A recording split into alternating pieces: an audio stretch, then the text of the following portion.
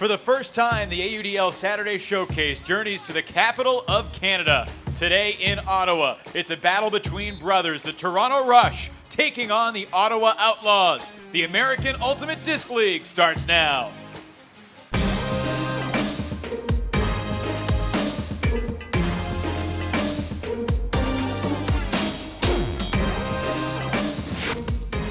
It's a chilly afternoon in the Canadian province of Ontario, but the sun has come out, and we are live at Keith Harris Stadium for Week 3 of our AUDL Saturday Showcase, The Rush, battling the Outlaws. Hi, everybody. Evan Lepler alongside Megan Tormey. So great to have you with us. Welcome to the AUDL.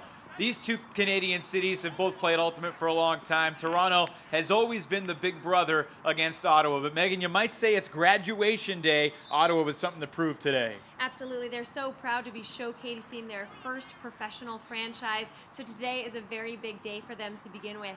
Couple that with the fact that they are playing a friendly rival, Toronto. It's just an enormous time for them today. These two cities have battled in Ultimate for a long time. Usually Toronto has had the upper hand, but Ottawa has taken some of Toronto's top talent. We'll talk about that in a bit. Game changers today. The Rush are going to be without Mark Lloyd. He's their captain, but they do have Jonathan Martin, and he was the best player last weekend. Yeah, to be a standout on a team as deep as Toronto speaks volumes. Jonathan Martin is a fierce athlete. He attacks his angles, he attacks the disc with so much intensity. It's very easy for him to get open.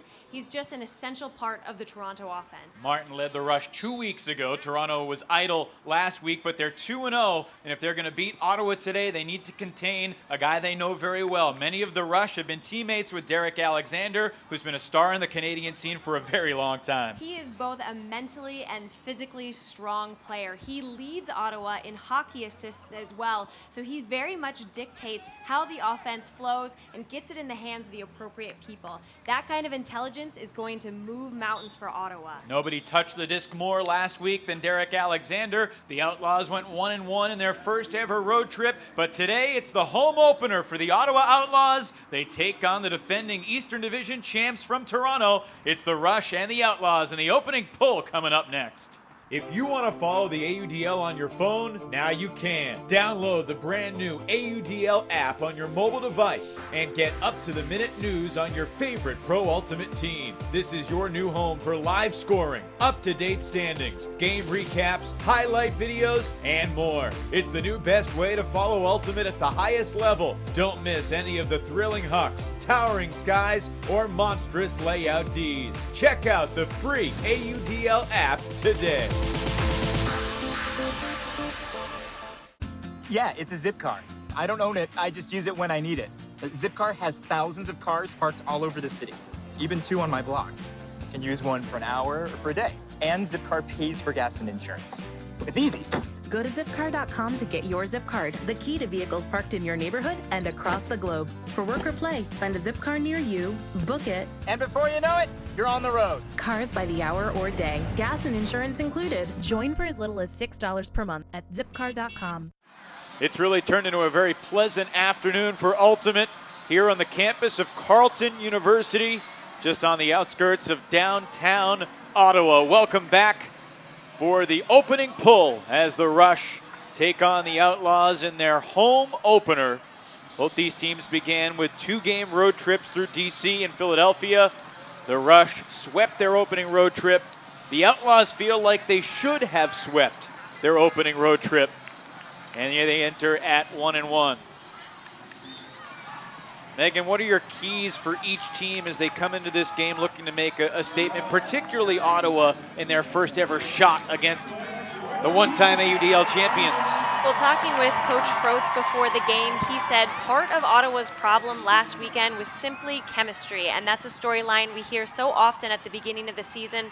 A lot of these players haven't spent much time together, just needed to get more reps in. So being patient with the disc and relying on set understanding of offense and defense will be key for Ottawa to beating the much more polished Rush.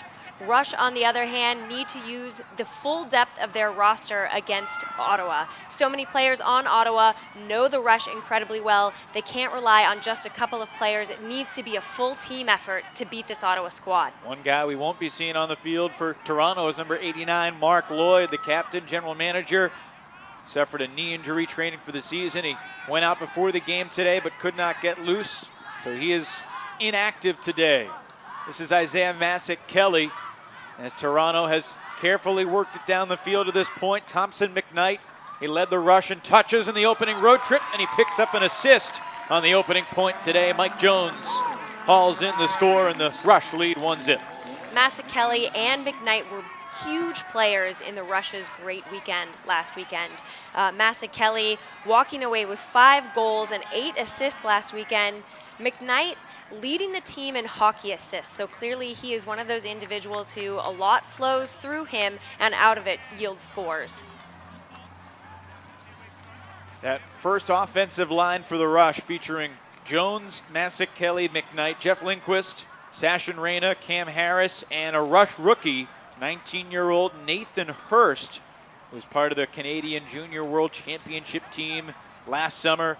A rookie that Toronto's very excited about as they have infused this team with some youth. The pull from Gord Harrison, and now the Ottawa's offensive line featuring the former Toronto Rush Carter, Carl Rousseau, and the guy we talked about at the top, Derek Alexander. David Jansen hits Alexander, the first touch for the veteran, now 31 years old. Alexander was a world champ as a teenager. He's been playing for a long time, and he's being marked on the opening point by Adrian Yearwood, who has the defensive challenge. Jonathan Martin on the defensive point, guarding Andy Ochterlony, another former Toronto Rush or Toronto club player. Ochterlony with the grab right before the disc hit the turf. Scuba forward and incomplete, intended for Keelan Way. The Outlaws give Toronto a chance here for a break in the opening couple points. If patience was the name of their game, I think perhaps they were moving just a little too slowly, that offensive point. It looked like Rush didn't have a tough time challenging to the point of a turnover. Whistle downfield, and a pick was called on the offense. So the Rush will move back 10 yards. The referees for this AUDL game in the Eastern Division, Glenn Ford, Ken Lang, Naomi Garneau, and Jim Robinson. Yearwood sneaks up line, marked by Jansen. And Martin arguing that there was contact, but no call. The Rush give a turnover back to Ottawa. Such a learning curve for an entire organization and journeying into the AUDL. This is Keelan Way underneath, and he shoots it deep. Carl Loiseau in position, not in the end zone though. He shook free of Andrew Carroll. Loiseau hits the target, and we're tied at 1. Score for Ken Alexander, one of Derek's 3 older brothers. Ken and Derek Alexander separated by just a year.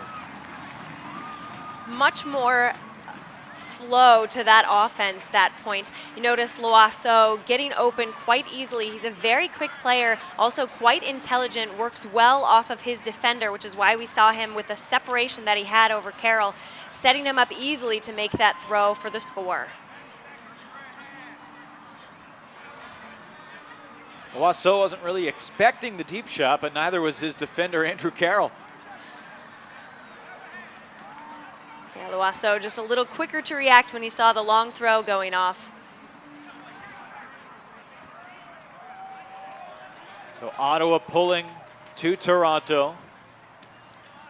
There's a slight breeze blowing left to right. Both teams have scored downwind, and that pull only went about 55 yards. Now Masek-Kelly shoots one long, looking for Cameron Harris, who rises up. It's in the end zone for the Rush.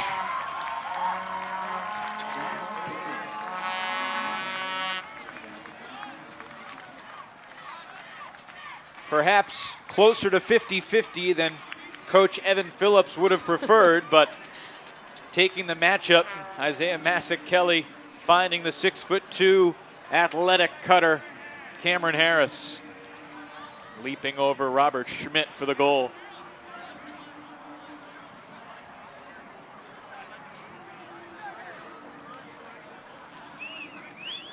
Well, Toronto has had the same coaching staff for all 3 years of the franchise. Evan Phillips, known as Dime, for his great throwing ability back when he played, and Scott Shooter Hasty, the assistant coach. And they have certainly adopted a system of poise and composure, something that they really feel got away from them in the championship game last year as Ottawa gives it away. Toronto, of course, winning the AUDL title 2 seasons ago. And the hammer attempt just slipped out of the hands. So Ottawa gets a gift. And then last year, Megan, of course, Toronto hosting the championship as Ottawa turns it right back. Toronto crushed New York in the semifinals as we trade turnovers back and forth. A sloppy 4th point here in the first quarter. San Jose was great in the championship game, and the Rush really still smarting about the fact that they felt they played very poorly. It certainly was the most uncomposed we have seen them play in the franchise's existence. So I think that was tough for them to work so hard for so long to come out with that kind of play. And speaking of uncomposed, really both teams looking just a little bit flustered this point. Yeah, Derek Alexander shoots it long. That's a beautiful toss, right on the money, but an inch too far. It hit the fingertips of John Haig, and he couldn't haul it in. And he even tapped his chest, recognizing that that should have been his grab. I think he stutter-stepped a little too soon, actually slowing himself down, putting himself out of position to make a play on that disc. Already a half dozen turnovers on this point. Evan Phillips wants to talk it over, so from the sideline, the Rush coach takes a timeout. And we'll take it too with just over 7 minutes remaining in the first quarter. Toronto has the disc, looking for the game's first break here in Ottawa.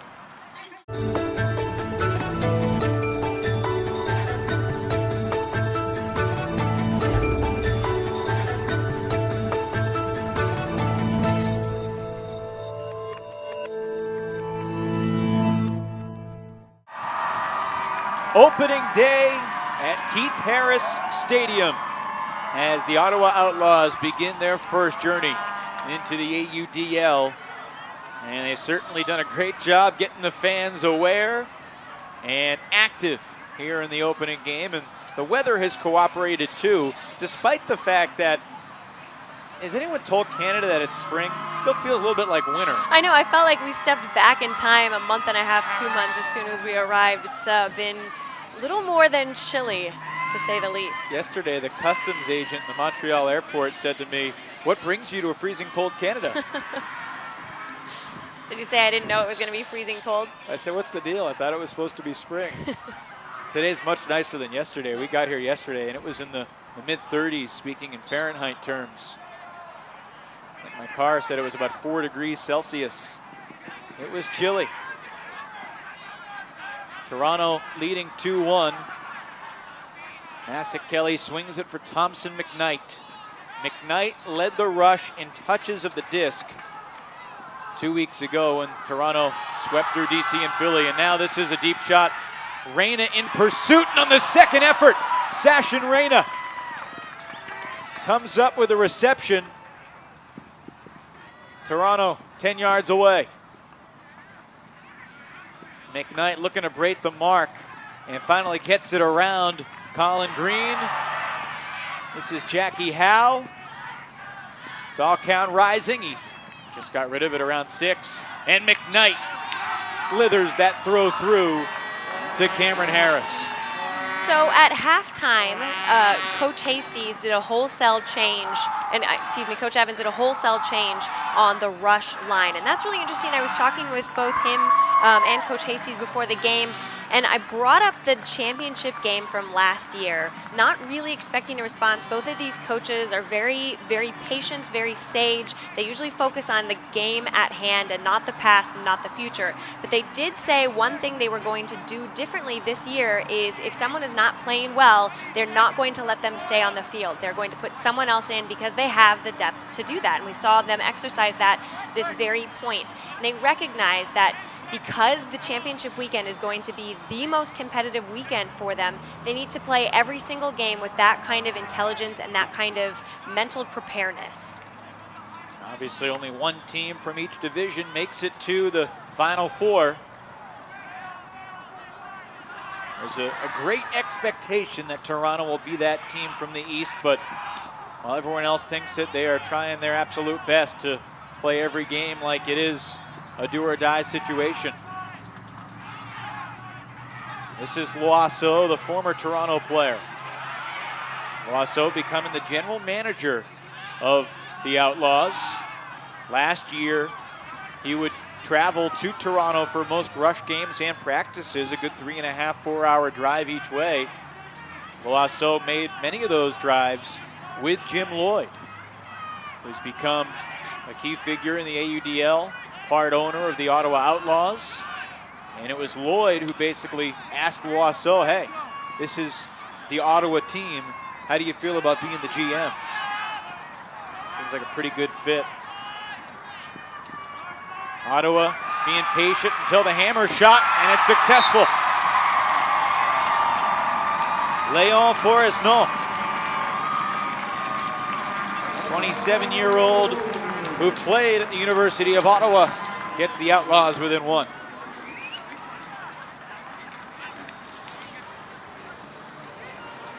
He might be the tallest target Ottawa has at 6'4", Léon Forresno. Ottawa did a great job setting up the opportunity for that play. You noticed most defenders were on the right half of the field if you're facing where the handlers were looking. So Forresno, being pulled away to the side as far as he was, really opened up for a break throw with a wide margin of error, giving his teammates lots of opportunity, lots of space to make that put. Andy Corey with the pull, about 70 yards, and caught by Reyna despite the stagger. McKnight gains 15 yards in the underneath, and now it's Masik Kelly. Some contact downfield, not whistled, and back to McKnight, who's just a very steady reset handler for the rush. And now Harris launches the deep flick. Reyna. Beautiful dunk. Reyna, another deep target from Harris. Yeah, and just another beautiful example of rush offense.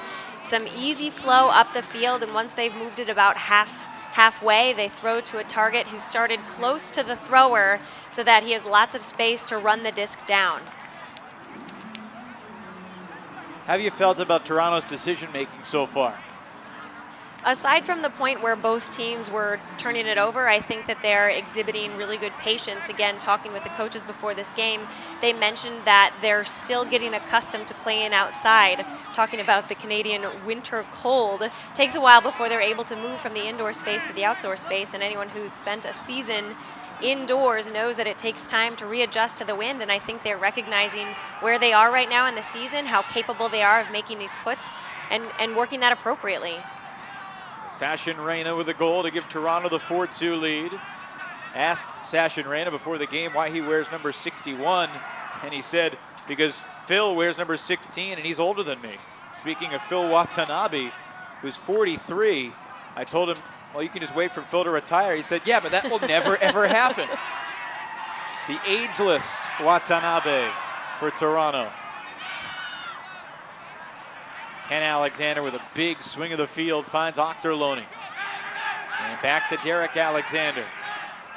His brother is open in the end zone, but now a defender retreats. A little bit of a junky defense here. Toronto transitioning into the man.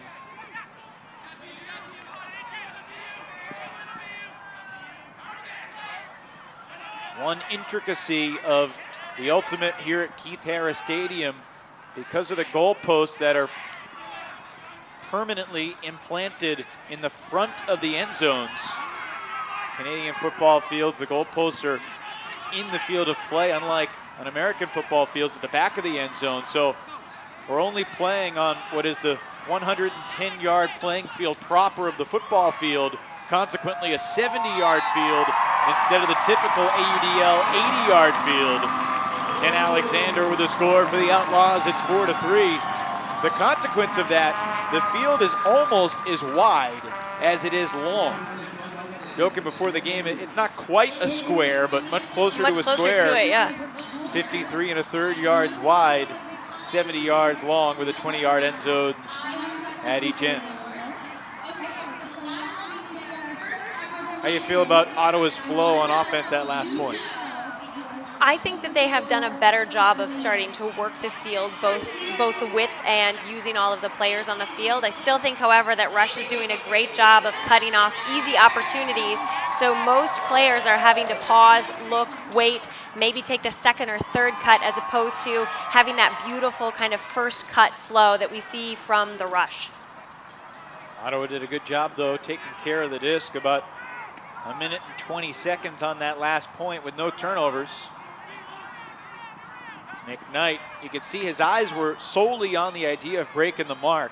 And then finally hit Kelly underneath. He breaks the mark for Howe. Passed up a deep look. It was Alex Valajos looking long. Valajos, another Rush rookie that Toronto's excited about. And a good poach D made by Luke Phelan. Phelan, one of the captains of the Outlaws, and now Ottawa looking for its first break, trying to get us back on serve here in the first. And wow, Sash and Reyna, I'm not sure if you can call that good dump defense because they just threw the disc right to him.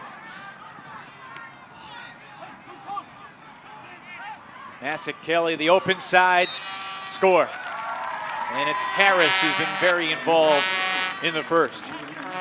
A disappointing error from Ottawa. You're right, that was their opportunity for their first break of the game, and we knew going in that they would have to keep the score very, very close if they hoped to have an opportunity to beat this Rush team. Additionally, Rush is so good in the fourth quarter. We've seen over the past 2 seasons that they really thrive in the last 12 minutes of this game. So when you think you have an opportunity, they tend to run away with it. It's going to be crucial for them to get a lead in this first and second quarter if at all possible. We've talked to a lot of different coaches, both experienced coaches and rookie coaches. And as the leaders in terms of strategy learn the different game, the adjustment of being able to call a timeout and change your personnel is a big one. We only have 2 timeouts each half. We saw on Toronto's break, they called the timeout. Evan Phillips, the experienced AUDL coach. I must say, watching teams the past couple of weeks, watching some of the first-year teams, I think that's something that the young coaches in this league are still sort of acquiescing to. That's a good point. And talking with Ottawa's coach, Coach Froats, ahead of the game, he was talking about some of the things he had to get adjusted to coaching in the professional scene, and the speed of game is certainly one. The time in between points happens so quickly, as well as end of quarter situations and recognizing when to use the timeouts appropriately. All of those are things you don't really have to think about in any other avenue of Ultimate besides pro. Craig Froats, the coach of the Outlaws, longtime player in the Ottawa club scene, and suffered his second torn ACL this past summer. And Toronto underneath, it's Harrison. So Froats not only coaching for the first time at the pro level, but while he's captained some teams in his past, first time being a full-time coach and not focusing on playing. Jonathan Martin looking long, and he drops the dime. Harrison completes the bookends, and the Rush lead at 6-3. 2 long, beautiful puts completed that possession for Rush. Yeah, you think of Jonathan Martin as a goal scorer. He had 14 goals in 2 games, but he also had 5 assists in those 2 games. And here's his 6th assist of the season, and maybe his best. First, the turnover from Ottawa. Harrison poaching into the up-line lane. And what do you see there from Martin on that release? Well, he put plenty of spin on it, so you know it was going to cut through and even float just a little bit in this downwind. But he released wide with a little bit of outside in to keep it away from Harrison's defender, giving him a little more space to make the play. But also because of the shape of the disc, Harrison could run straight yet keep the disc in his line of sight. We just saw Jonathan Martin talking with Mark Lloyd on the sidelines, Toronto's leader who's injured and inactive today. Ottawa looking deep. Back line of the end zone, it's out of bounds. So close, but Nick Boucher could not get the feet in.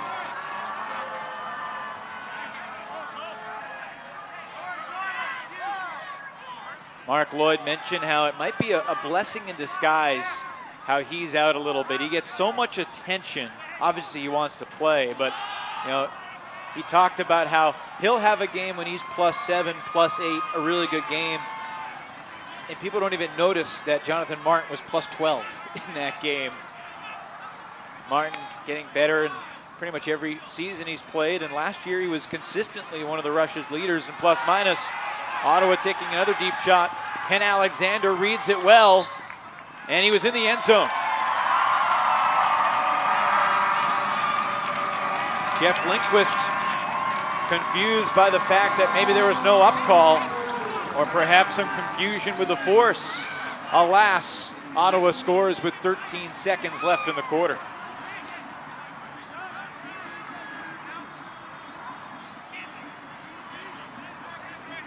End of quarter situations are so important as we see this Ottawa score. Ottawa's within 2. The Outlaws are going to get the disc to start the second quarter. There's a huge difference, Megan, if they get the disc down by 2 or if they get the disc down by 3. They got to stop Toronto in these final seconds of the quarter. Right, and 13 seconds is really enough time to move it to just about half field, and we've seen from Rush so far today that they're perfectly comfortable throwing a couple of short tosses and then putting it long for a score. Ottawa put a little zone on. McKnight needs to launch, he gets it off. This is good if it goes. In the back of the end zone, it sails long. Steve Armitage out the back.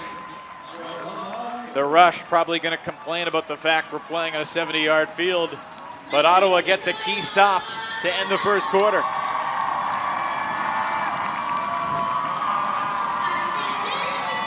That's a pretty beautiful throw, just a 5 yards too far.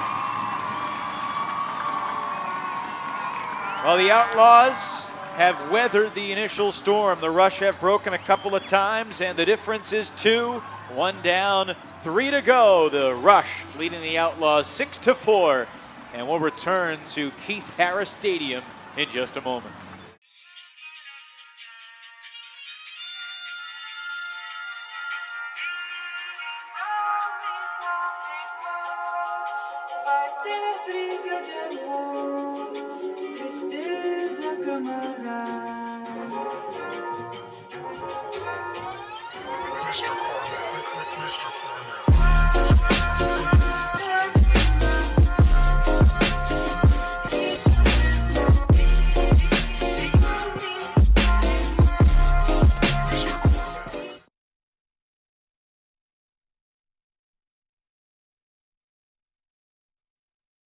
Find gas station. Playing jazz station.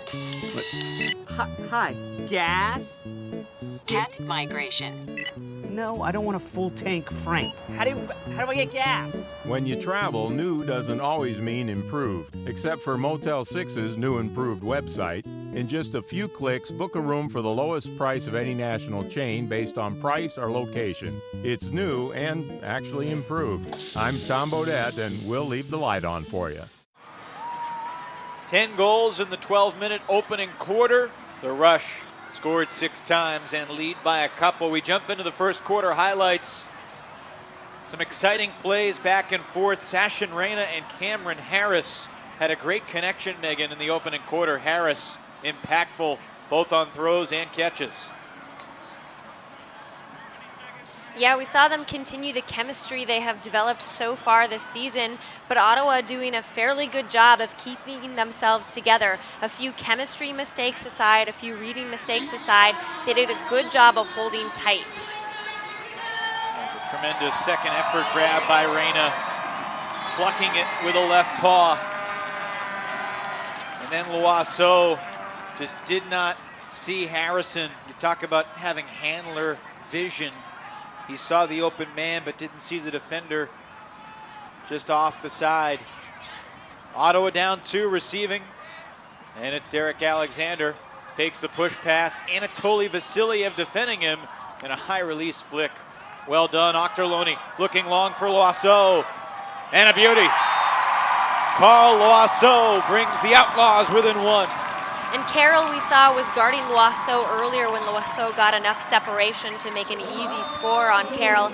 Carroll holding tight much better, that point in particular, but Loiseau is just so fast. He's such a smart downfield cutter. It's really hard to maintain position on him and maintain speed with him.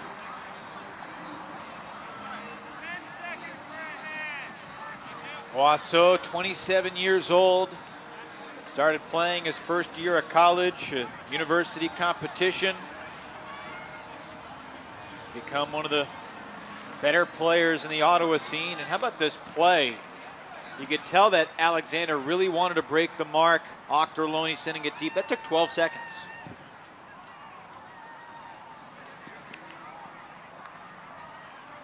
And all of a sudden, it's a 1-score game.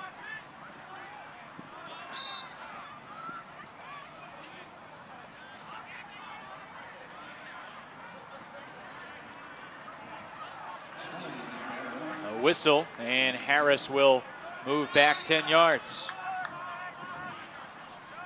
When you watch the Rush warm up, you're struck by the size of their team. It seems like everybody is 6'2" or 6'3".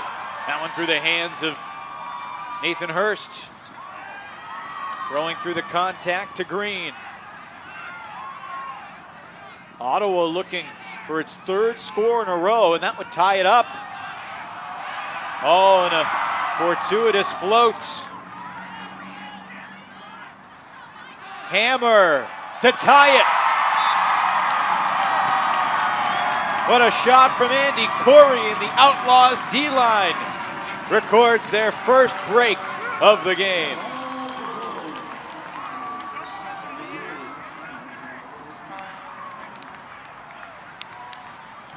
Ottawa's play picking up in both speed and intensity the past few points has put them within striking distance, and now they've tied it up. Well, there's the mistake, the clap catch unable to be called in by Hurst. And just a beautiful overhead shot. Mike Lee made the grab.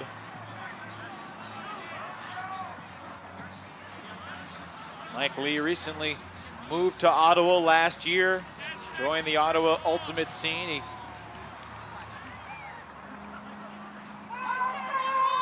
began playing in 2009 while on a summer work placement in St. John, New Brunswick. His first goal here at Keith Harris Stadium.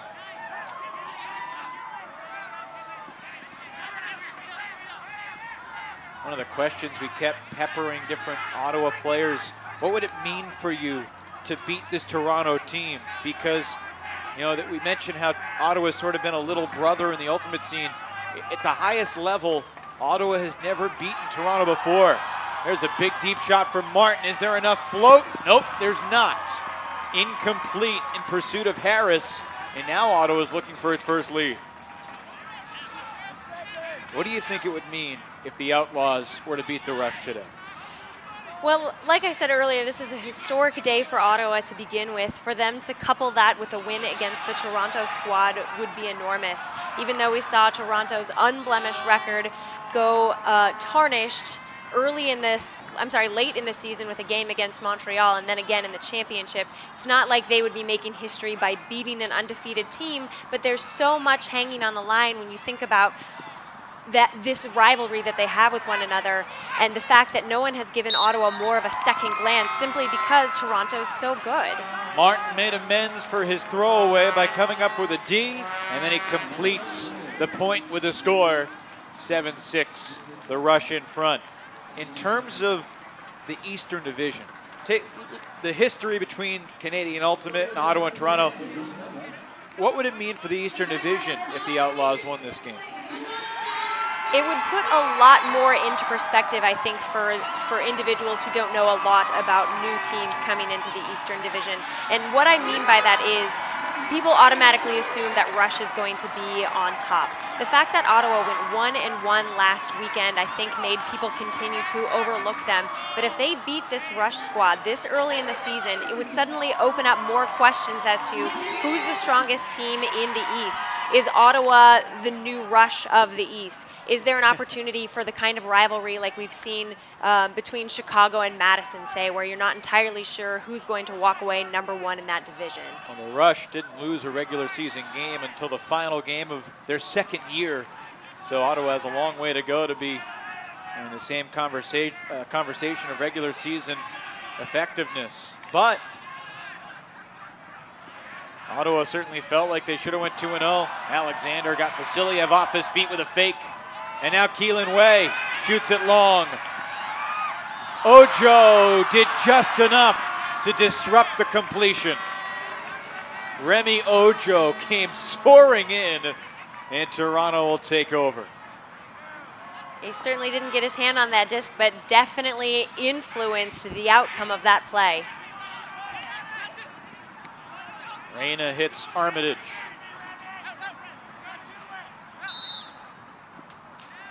A whistle and a timeout call. Evan Phillips made the call from the sideline. Toronto's second and final timeout of the first half. We'll take it as well. 8:34 to go, second quarter. The Rush leading the Outlaws by 1 in Ottawa's home opener.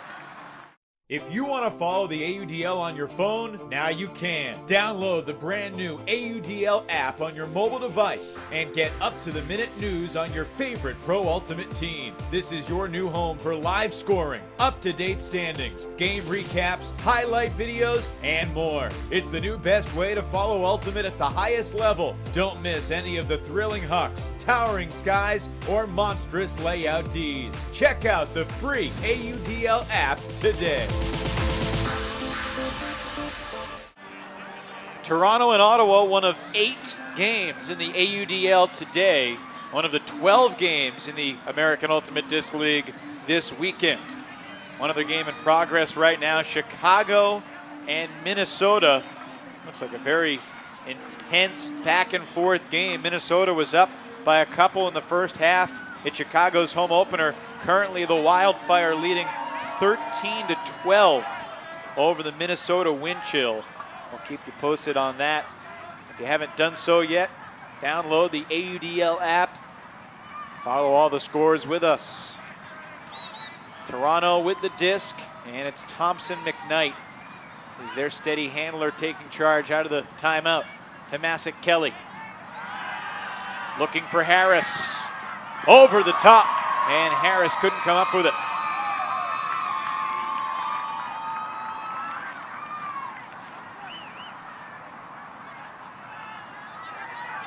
Do you like the Ottawa jerseys as much as I do? I think they look pretty stylish. I do. I also love looking out into the stands and seeing a few people wearing those rubber horse masks. I think that's tied for the Rush Dash as being my favorite fan prop. Wow. Who knew that today's game was featuring Megan's 2 favorite fan prop franchises? Toronto with Jeff Lindquist hauling in the score, and it's a 2-point game again.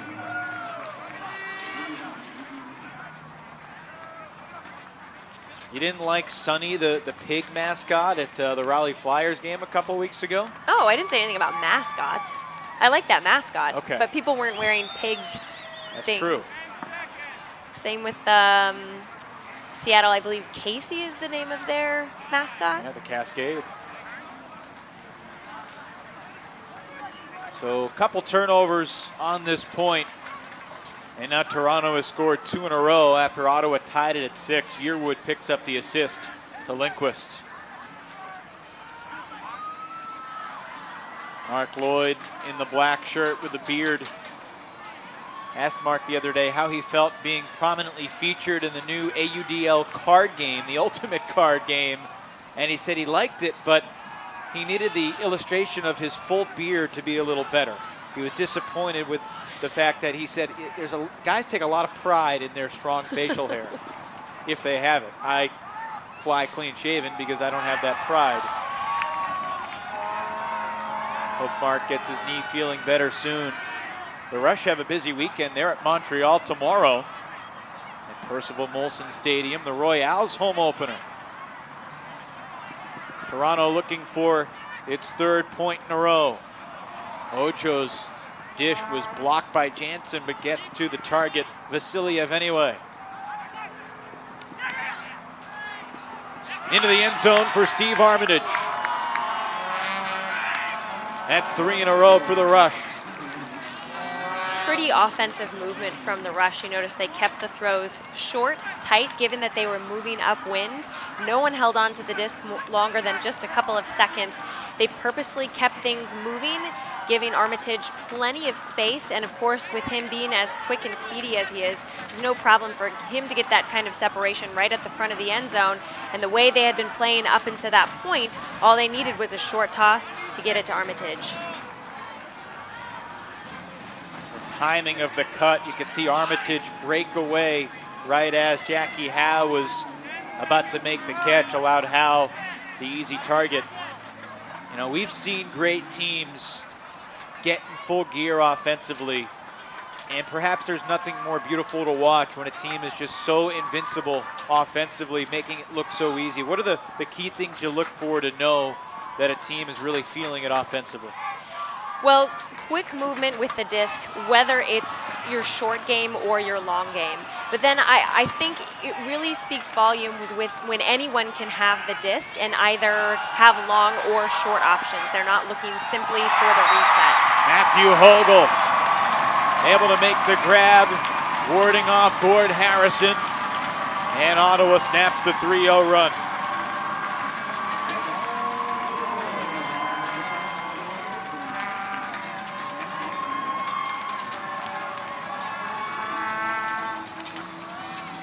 And Alexander, another assist for the Outlaws.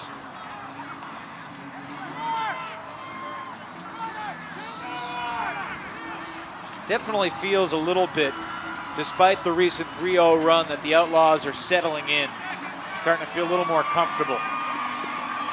Yeah, they're starting to look a little more comfortable offensively, even though they're still exhibiting that patience. The offense is still moving faster and flowing a little more smoothly.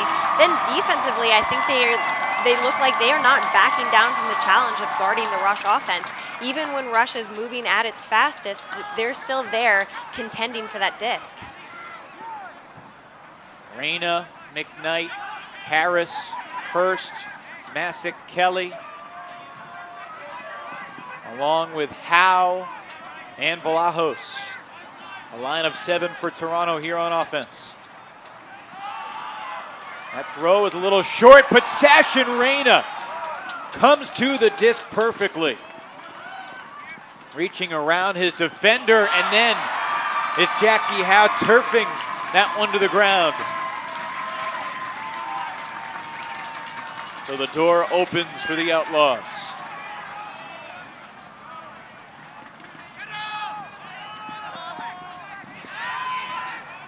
Good full field swing on a couple throws. Matt Goodkey gets it back to the center. And a timeout call by Ottawa. And I like this call here from Craig Froats, the coach on the sidelines.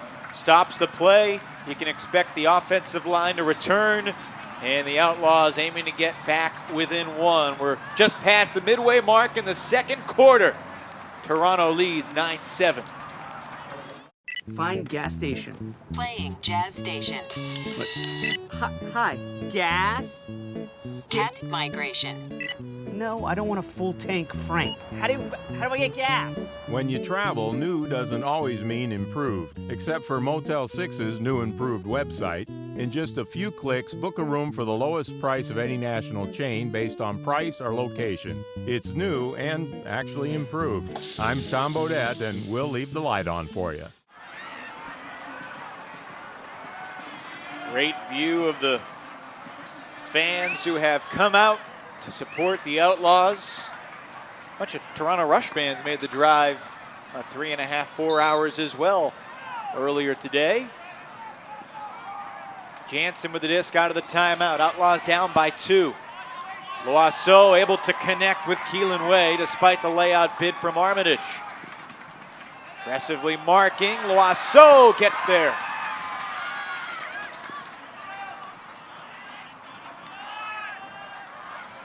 This is Scott Westwell.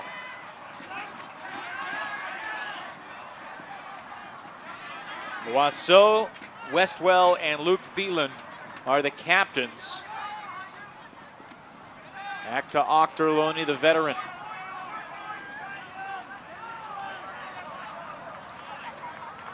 Just about 5 minutes to go in the second quarter. To the back of the end zone and too far. Looking for John Haig. So Toronto will pick it up. It will be Adrian Yearwood.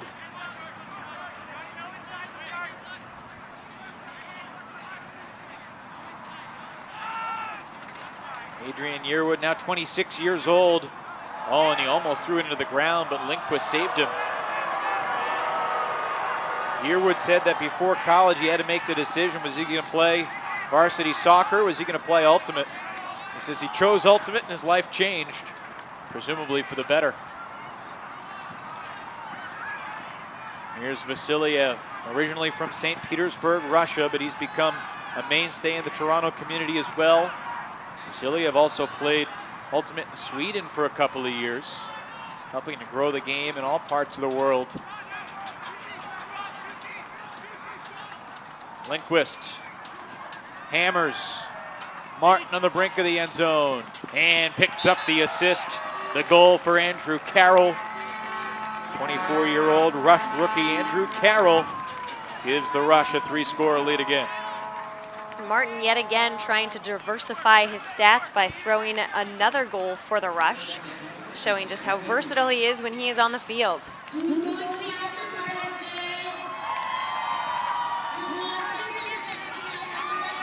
Jonathan Martin, a guy who didn't play for the Rush in 2013.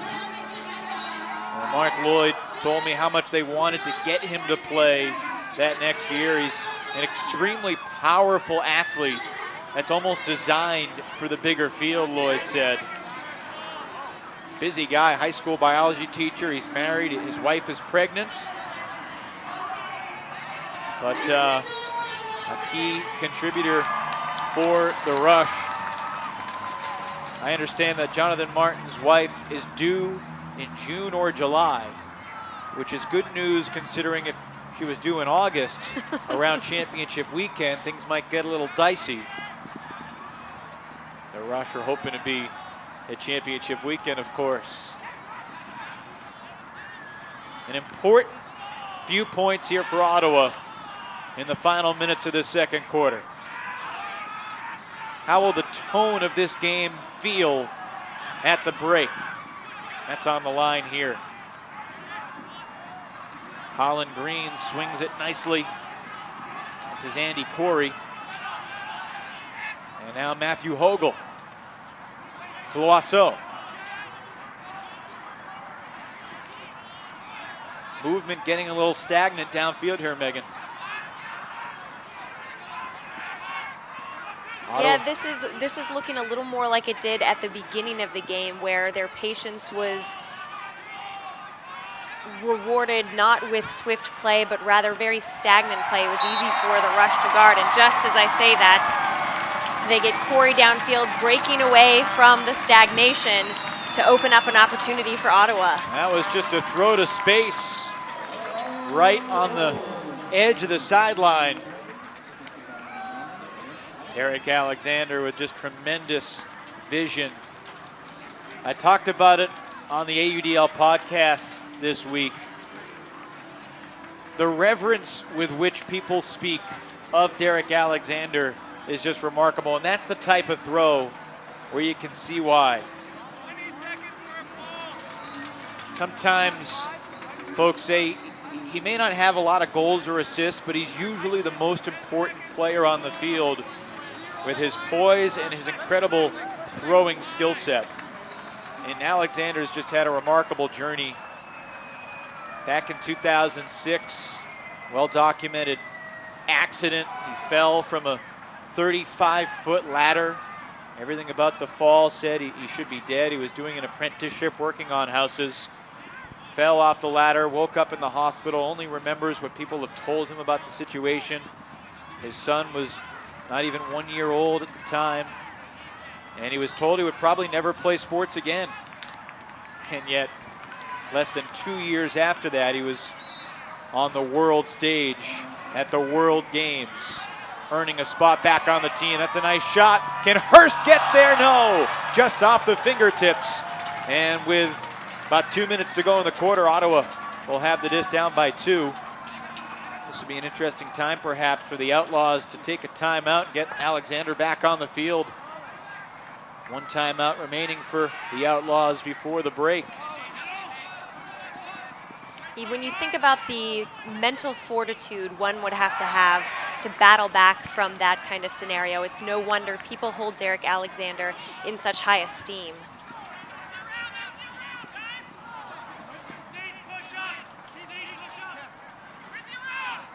Oh, juggling, but McKnight able to hang on.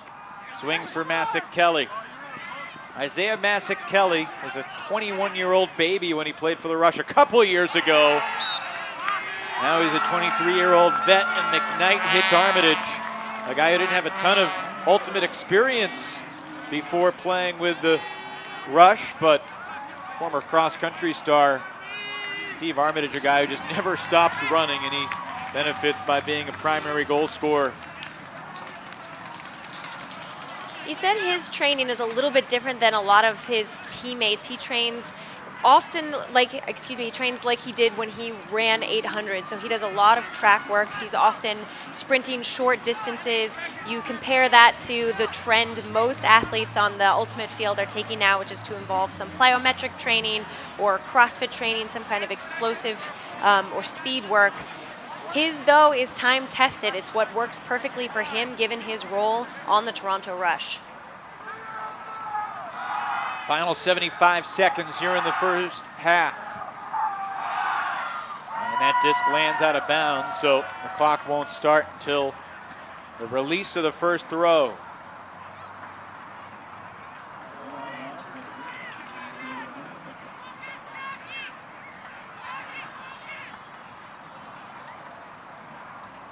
Last week, Megan, Ottawa was fantastic in end-of-quarter situations.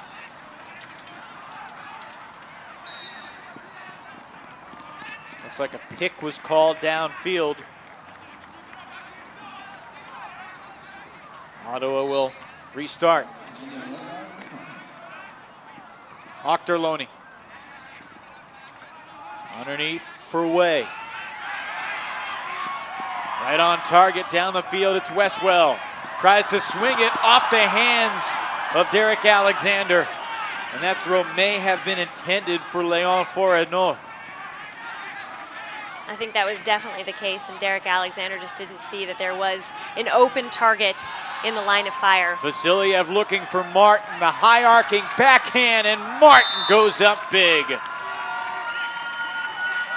It looked like the Outlaws were set to bring themselves back within a deuce. And instead, the Rush lead by 4, under 30 seconds in the half.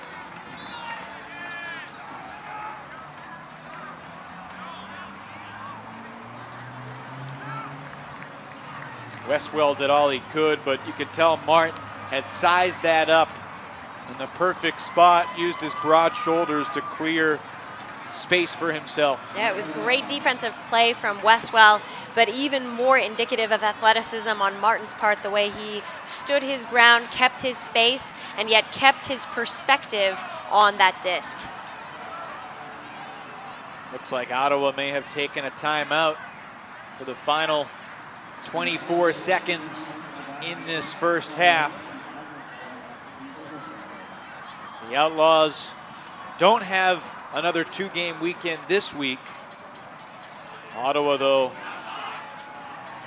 home next week for Montreal. And home for New York 2 weeks from tomorrow on May. I should say that the Outlaws are on the road for 2 games next week, at Rochester, at New York, and then after a week off, they'll host Montreal back at home here on May 16th. Some hockey bragging rights are on the line between Ottawa and Montreal. The Senators getting a big win last night. Reading the article in the Globe and Mail this morning, all bets are now off. The Canadiens took a 3-0 lead in the best-of-7 series. Everyone thought the Senators would just get maybe one. And now they won Game 5 in Montreal, Game 6 in a couple days back in Ottawa. And the Royale and Outlaws have a friendly wager on the outcome of that series. Either Carl Loiseau will be wearing a Montreal Canadian jersey, or perhaps Jean-Lévis Champagne will be decked in Senator colors when they meet in mid-May. That's fantastic. They have called an offensive line offsides here on Ottawa. So Ottawa has to start in its own end zone with not much time left. Clock starts on the throw. Here we go. Westwell. Alexander. 10 seconds. Alexander lets it fly. Martin, the nearest Toronto defender. Oh, and it's another rush defender who comes up with a D. Gord Harrison uses his length to intercept the final toss of the half, and that'll do it for the opening stanza here in Ottawa. The Rush with their largest lead at the break. It's a 4-score game. Not a bad throw there, and Ochterlony had it sized up, but it was Toronto's number 43 that made the play. And that does it for the first half here in Ottawa. The Rush 12, the Outlaws 8. When we come back, we will take you through week 2 in the AUDL, our division by division roundup. And we'll come back with first half analysis, second half action in just a little bit. Great to have you along with us for the AUDL Saturday Showcase on ESPN3 and TSN Go here in Canada.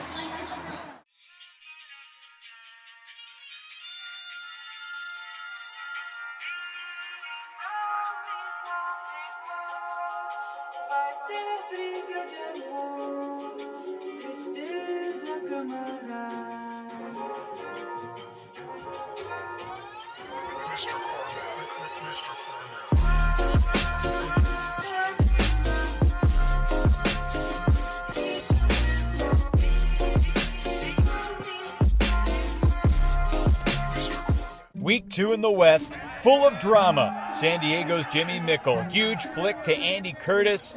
That's the first point for the Growlers against Los Angeles. The Aviators respond with Dan Bellinger taking the shot, run down by Hussein Carnegie. Both of these teams thinking big. Bellinger launches long again. This time it's Jeff Silverman.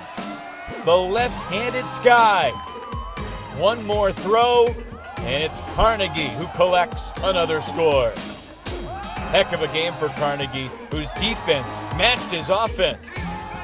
Here it looks like San Diego's Nick Lance has the D lined up, but instead Tyler Bacon makes the play for LA. Growlers do respond though. Dom Leggio hits Kurt Gibson in the end zone, and it's a tight game in Southern California. Later, the Growlers come up with a big D, but Lance's break shot soars too long and incomplete, and from there, Los Angeles able to run out the clock. The Aviators earn their first win, 25-23, over the Growlers in San Diego. Another great game on Saturday in the Bay Area as San Francisco traveled to San Jose. 2014 League MVP Bo Kittredge had his fingerprints all over the final result in this one. Here's Christian Johnson sending Kittredge deep, striding for the score. The FlameThrowers respond. Lucas Dahlman airs it out, and Lucas Young with a full extension grab. and Young was not done. Another layout grab, and then the scoober to the end zone. Eli Kern snags the toss.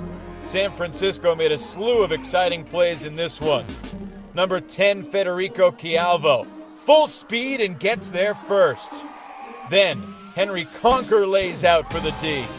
The FlameThrowers able to find Clay Miller in the end zone. That got San Francisco within 2, but the Spiders held them off. Kevin Smith's hammer, probably incomplete to anyone except Bo Kittredge.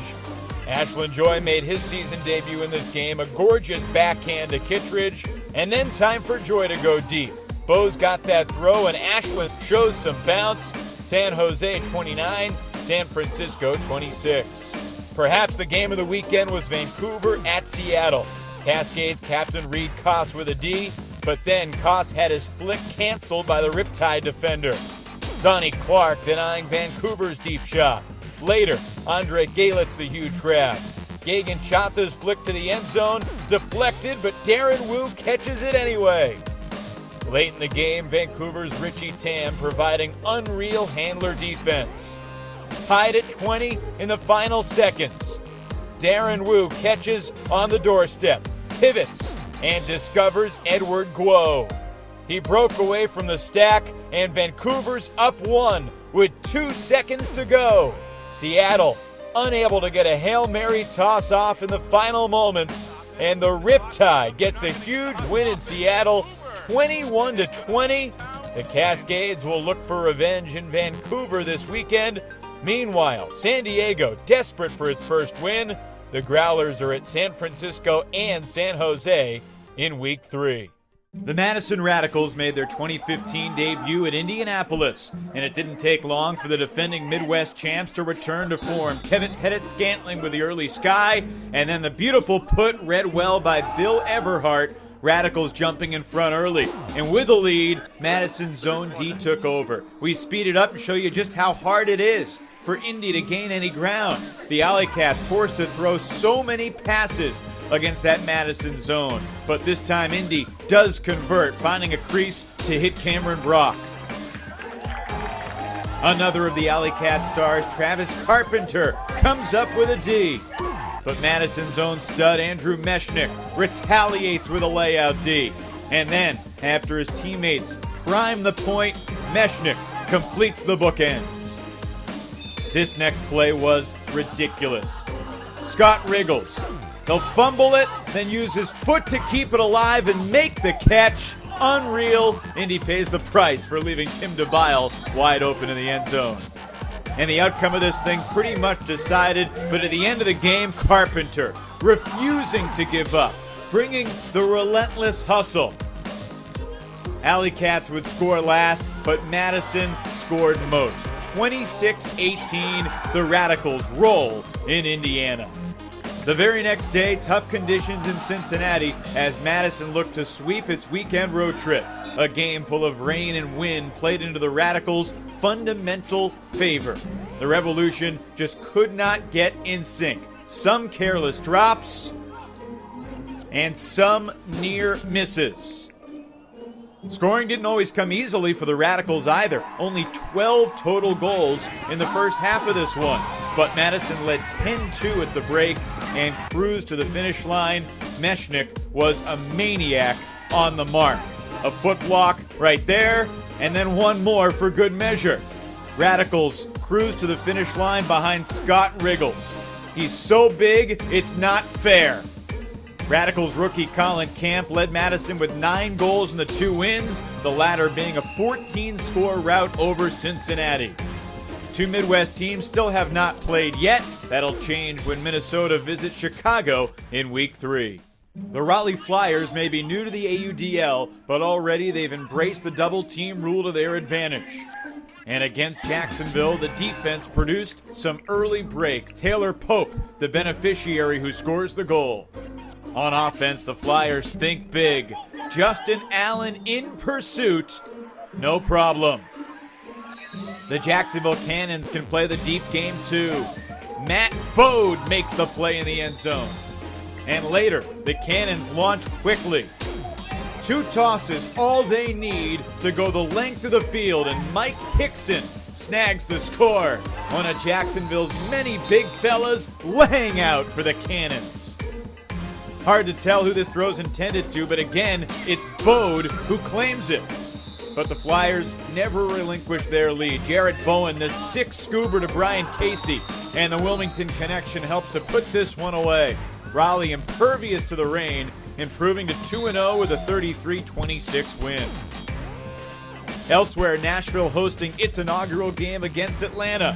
First score for the NightWatch goes to number 1, Javier Ortiz. This game was neck and neck early until Atlanta's defense took over. Kyle Stapleton poached into the passing lane. Matt Knowles right back to Stapleton with the bookends. On the mark, Michael Spear with a hand block. And the hustle convert immediately. Some creativity here from the NightWatch. Tom Radcliffe. High release lefty scoober. That's unbelievable, but it slips out of the hands of the target. Didn't miss all their chances, though. Nashville going long. Mike Dayton shows the hops.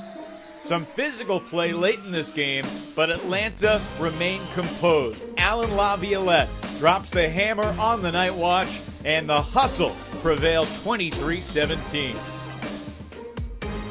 On Sunday, wet and muddy in Charlotte for the Express, and the Cannons a great day to lay out. Remarkable bids in this game all afternoon long.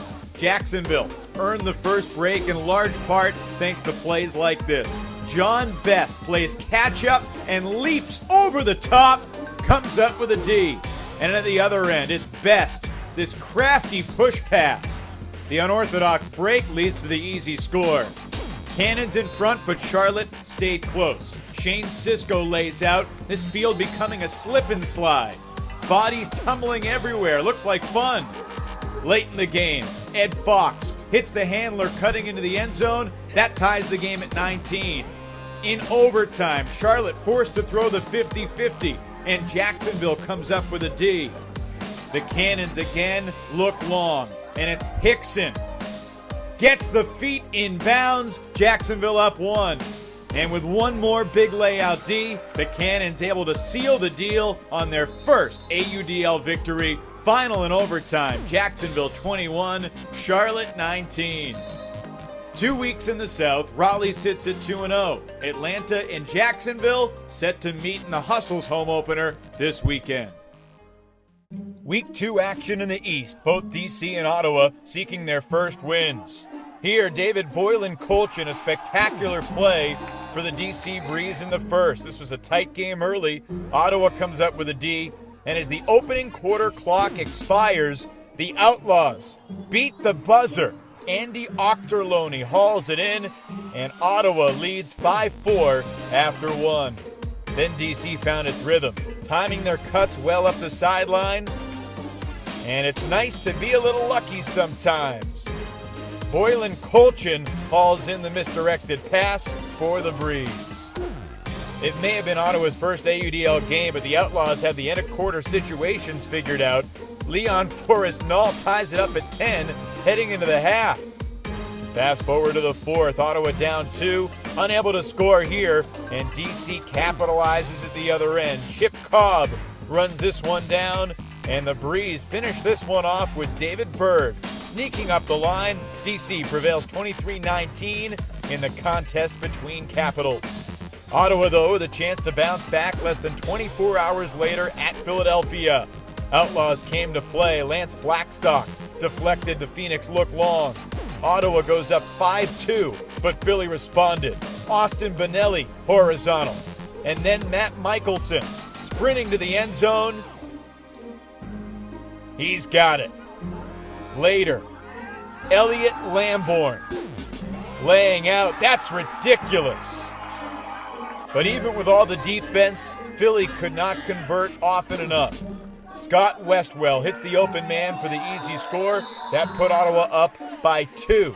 And one more late goal made it 18-15. The Outlaws earn their first AUDL victory. The Outlaws get their first shot at the first place rush on ESPN3 and TSN Go, 5 p.m. in Canada this Saturday.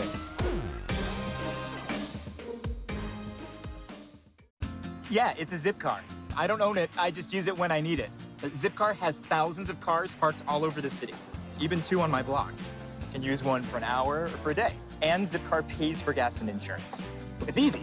Go to zipcar.com to get your zip card, the key to vehicles parked in your neighborhood and across the globe. For work or play, find a zip car near you, book it, And before you know it, you're on the road. cars by the hour or day, gas and insurance included. Join for as little as $6 per month at zipcar.com.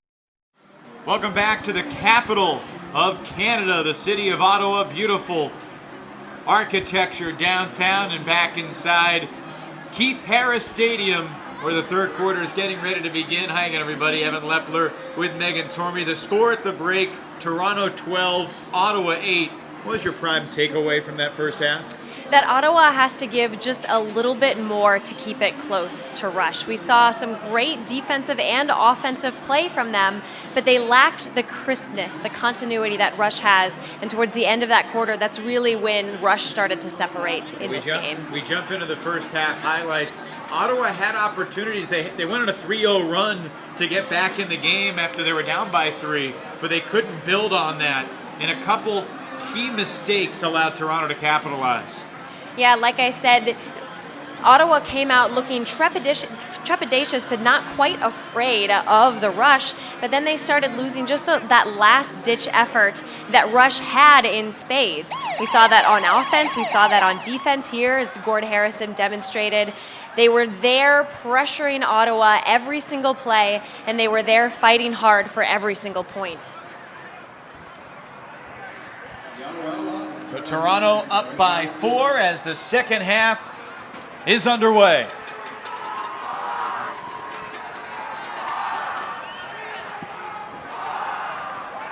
Toronto receives the pull to begin the second half. And it's McKnight. The ease with which he breaks the mark is stunning. And I think Rush works so well off of an offense that can go either break or open side. They are prepared to move as a team no matter where on the field that disc goes. And that kind of preparedness really helps them use the field to their fullest advantage, as well as move as a team, as a unit with ease. Mike Jones fouled by Luke Phelan. And Jones hits Hurst in the end zone, and it's a 5-score Rush lead.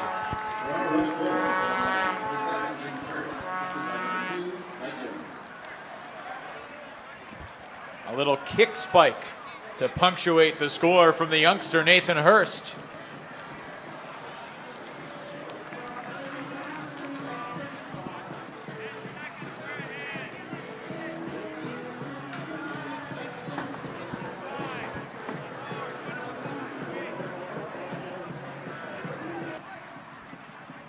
So a 5-score deficit now that Ottawa needs to overcome. A tall task.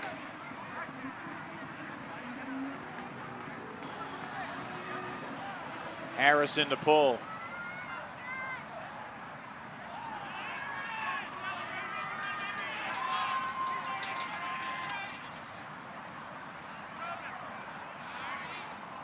Toronto's at Montreal tomorrow, then off next week before hosting New York in the Rush's home opener 2 weeks from today, a game that will be live on ESPN3 and TSN Go across Canada. Little flick up line, too far. David Jansen, one of the veterans on this Ottawa squad, 41 years young, began playing Ultimate in the schoolyard at lunchtime in the late 80s. Harrison for Yearwood. And it's Vasiliev. Martin. Marked by Octorloni.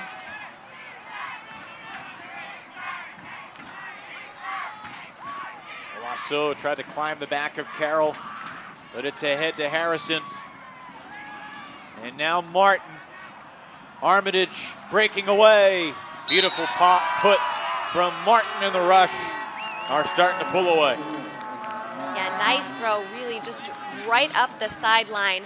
Armitage was cutting from towards the sideline, but not straight along it. Gave him a nice angle to cut into the end zone and make that play.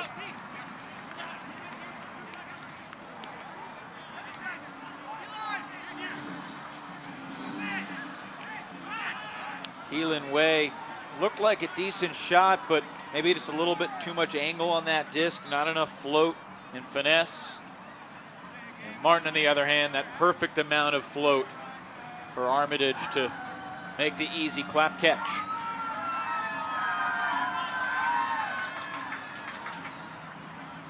It's a balmy afternoon in the low 50s in Fahrenheit terms. Breezy, but not ridiculous.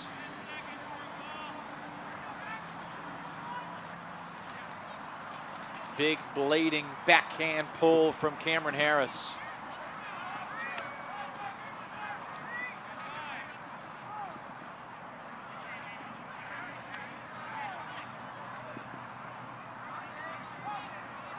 The lefty launches, and way too long. Nick Boucher turns it over. Ottawa just getting a little too careless with the disc here. It looks like Boucher may have perhaps lost his center of gravity as he was making that throw. He ended up on the ground upon the release. So I'm not entirely sure that went the way he intended it to. One-handed grab, and Lindquist threw it from a knee.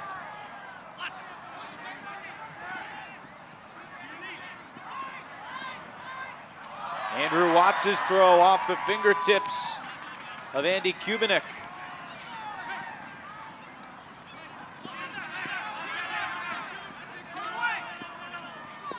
You could see Alexander was looking downfield, wanting to take a shot somewhere, but there was just nowhere to go, and the Outlaws forced to sacrifice another 12, 15 yards. The rush still playing with great motor downfield. And Coach Froats knew that going into this game that his team would really have to fight hard the entire game trying to win this one on legs. It's looking like either they're getting tired right now or not entirely sure who should be initiating the movement downfield, but the handlers are forced to do some weaving amongst themselves. Sachin Reyna is invoking the integrity rule right here, saying that he took down Derek Alexander, and the Outlaws are going to keep the disc. The throw from Ottawa went right to Toronto's Cam Harris, but you could see Reyna signal to the referee and invoke the integrity rule. So Ottawa maintains possession.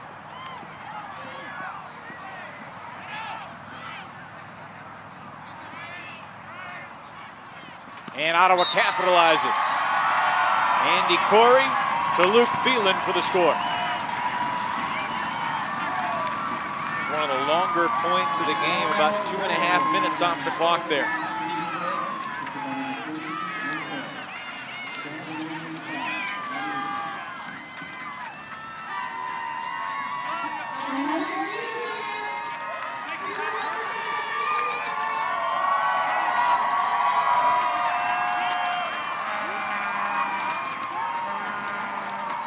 Well, the turnover seemed to work well for Ottawa in that point. It gave them an opportunity to set up their offense again and get it moving the way they had wanted to. Like you said, Evan, we were watching them lose 10, 15 yards at a time, moving backwards, trying to get their offense to set up and someone to initiate downfield movement so they could advance the disc.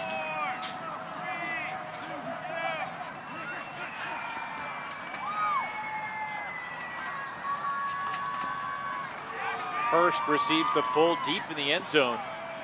And now it's Thompson McKnight. Underneath, it's Masik Kelly. Yearwood. Marked tightly by Dan Turcotte. And now Mike Jones, low throw, Armitage bids and right through his hands. Looked like one for the highlight reel until the very last second. Yeah, that's a D you have to chalk up to the ground. He had possession on that disc, but as he landed, lost it. Ottawa looking for most of it, and Kelly makes up the territory, lays out, and swats it away for the Rush. One of the tallest players on the Toronto Rush, using his size to his advantage, taking that opportunity away from Ottawa. McKnight catches with momentum, airs out the flick, but the wrong angle to that disc. He wanted to go inside out. It stayed outside in, and consequently a turnover.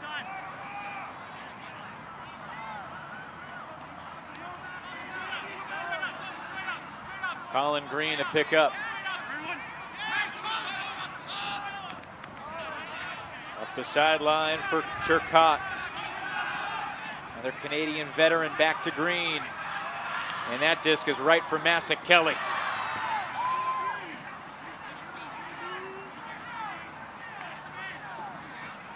Two Ds on the point for Kelly. Now he's streaking deep. Armitage sets it for McKnight. He wants Isaiah. Kelly doesn't have enough juice in the tank to get there, though. Well, some of these throws from the Rush are coming out a little hotter than they were earlier in the game. Looks like adrenaline perhaps is getting the best of their throwers. They're putting just a little too much heat on the throws, and they're getting carried away regardless of which direction they're going in. And the Outlaws will take the timeout. Just past the midway point of the third quarter. Toronto scored the first 2 points of the third. Ottawa trying to answer with 2 in retaliation. The Rush leading by 5 with 5:29 to go in quarter number 3.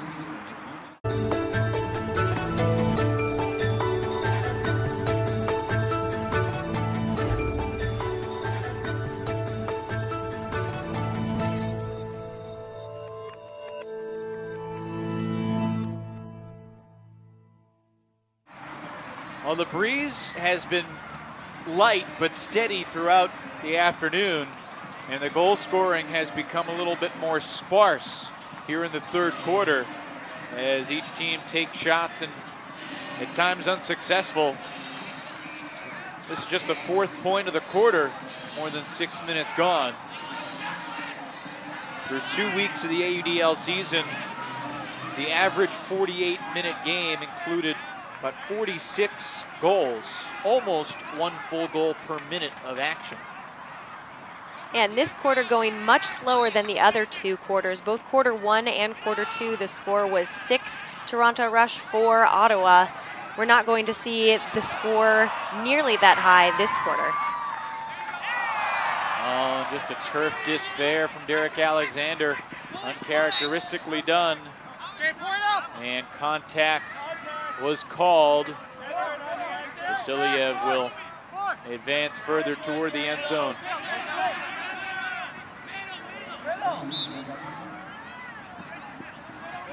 And he'll center the disc as well.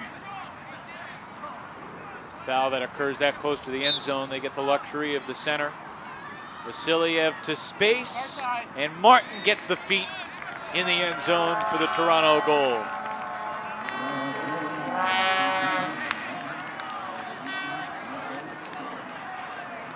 Interesting release from Vasiliev on that score. He was throwing around his defender, yet still managed to throw it flat enough. It was really sailing right along the end zone line. Martin was able to run it down. It didn't have a lot of shape, curving it back into the end zone, so all he had to do was run up right to the end zone line for that score.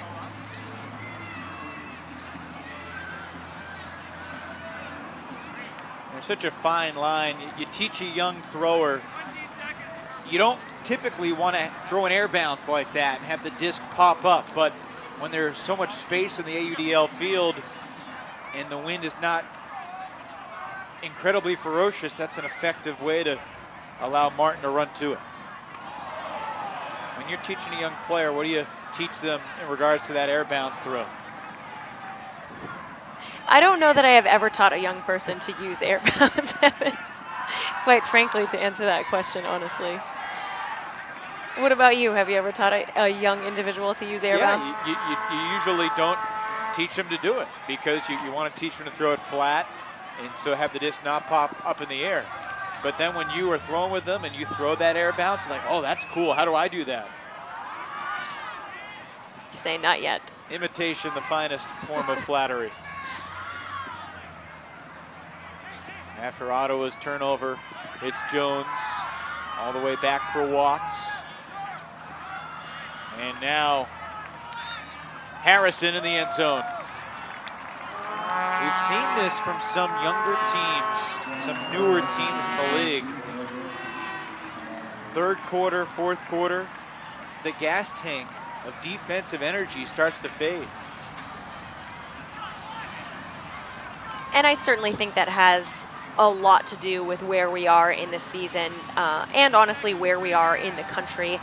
This being Ottawa's first year in the AUDL, this is the earliest they've had to start their ultimate season. My guess is a lot of them are not in prime ultimate shape, so they're going to need some time to get the legs underneath them so that they can play these long games effectively. Rush, on the other hand, their third season in the AUDL, they know what their bodies are going to need to do to perform early. So they've been training during the off season. They've been prepared because they've been here before.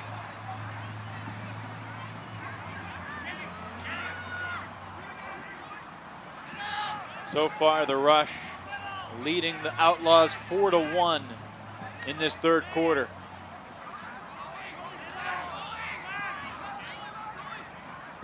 And you see these good teams, they get a lead and the defensive fervor just gets even more energized. You can see the activity on the mark. Kubanik and now McKnight. Before it was Vasiliev, and the Outlaws sacrifice a lot of yards. Vasiliev did a nice job angling his mark about 10 yards from the disc, and now Alexander.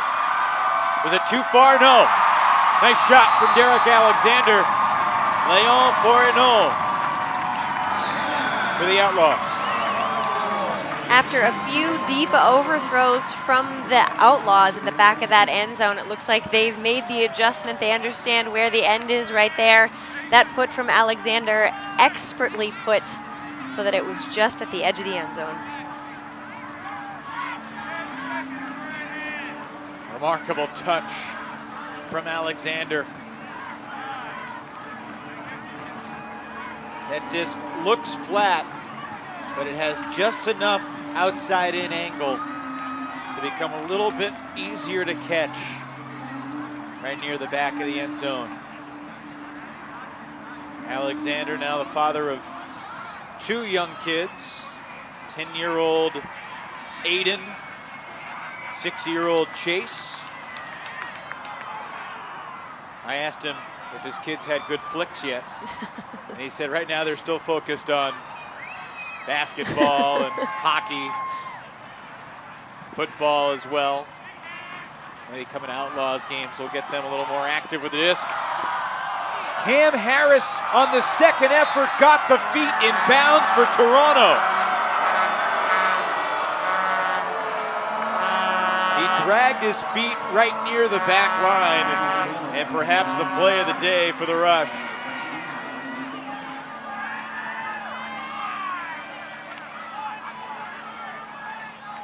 I think he got the call right.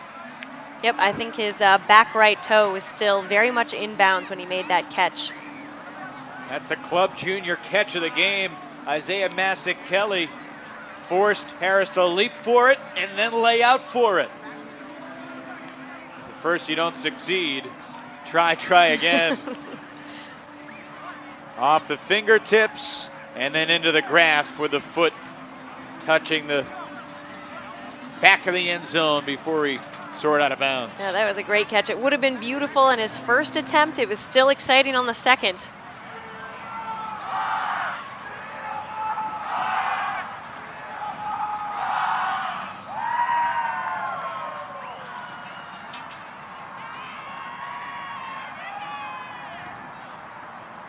Toronto Rush leading by 7.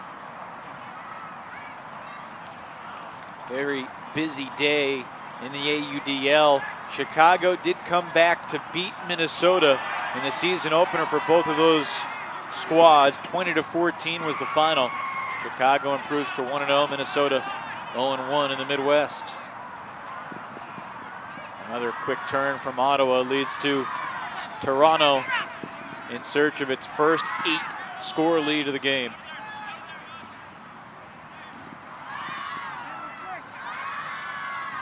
Vasiliev is what you would call an active handler on offense or defense.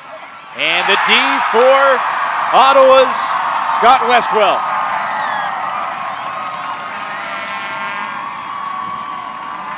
Denying Vasiliev the assist.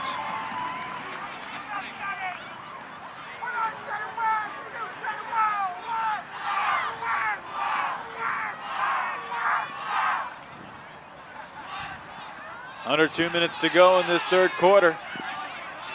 Back to Derek Alexander.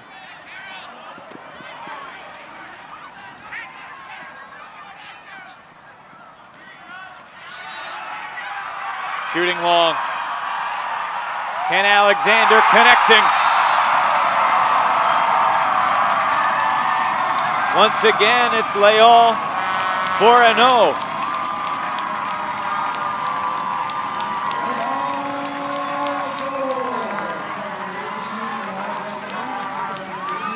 Really, you could almost see his determination as he went in for that catch, knowing that his entire home base was here watching. He was all alone in the end zone. There was no way he was going to miss that disc at the home opener.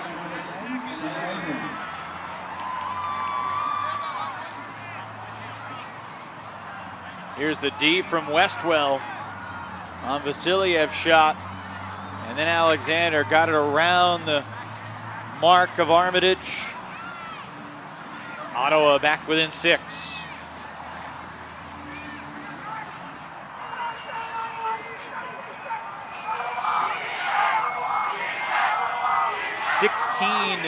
AUDL teams in action on this Saturday. A 12-game week in the league. 1 game last night with Indianapolis getting its first win of the year over Cincinnati. 3 more games tomorrow, including Jacksonville and Atlanta, a crucial contest in the Southern Division. One of the teams that's off this weekend is the Charlotte Express. Charlotte's had back-to-back heartbreakers, a couple 2-point losses to really good teams, Atlanta and Jacksonville the last 2 weeks. Charlotte enjoying a team retreat this weekend in beautiful town of Asheville, North Carolina. They asked for a shout-out. Here's your shout-out to the Charlotte Express as the Rush punch it into the end zone. And Toronto's back up by 7. The score for Alex Valajos. And even though we haven't had them on the ESPN3 feed, you've actually seen them live, Evan. Despite their losses, how are they looking? Yeah, I mean, I think their captain, Ken Porter, put it best in a conversation I had with him this week when he said, you couldn't be more positive about an 0-2 start ever, because they've played 2 really good teams tough. Charlotte full of young players. Maybe it's their first time competing at the highest level. Didn't have a ton of chemistry despite practicing a bunch before the season, but under their coach Brett McCall and some of their leaders like Micah Hood, Shane Sisko, Sean Kelly, Dylan Welchman. And they've dropped 2 close games in that division, both at home, but both without their captain, Ken Porter, who's targeting the May 9th game against Jacksonville as his return from injury. He's got a busy couple of weeks rehabbing the injury, and by the way, he's getting married next weekend. Seems like the perfect thing to try and squeeze in an AUDL season. Make sure you stretch before walking down the aisle, KP. So here's Way to Ochterlony, just past Massac Kelly's fingertips, and to the end zone for Jansen. 23 seconds to go in the third quarter.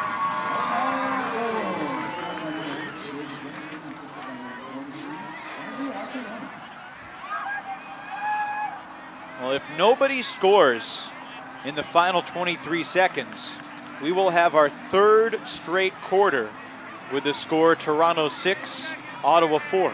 And the speed at which they were moving at the beginning of this quarter, I didn't think there was any way we were going to get to that number. Most of the points were taking significantly longer than they had up until this point, but it looks like both teams have sort of pulled themselves out of the lull of the middle of the game and are moving with more expediency.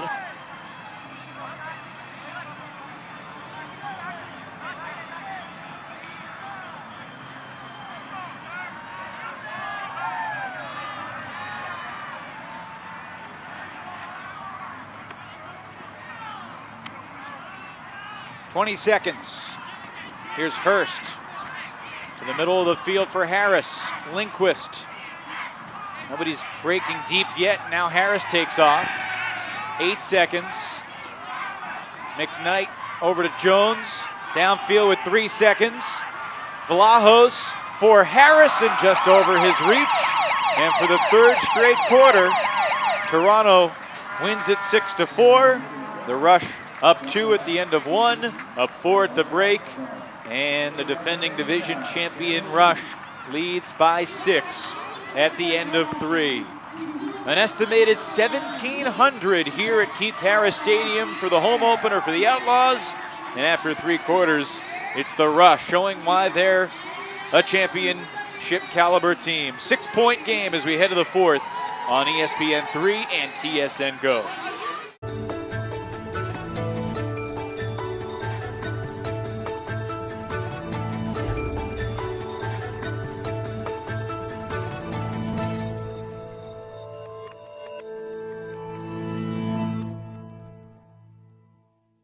If you want to follow the AUDL on your phone, now you can. Download the brand new AUDL app on your mobile device and get up-to-the-minute news on your favorite Pro Ultimate team. This is your new home for live scoring, up-to-date standings, game recaps, highlight videos, and more. It's the new best way to follow Ultimate at the highest level. Don't miss any of the thrilling hucks, towering skies, or monstrous layout Ds. Check out the free AUDL app today.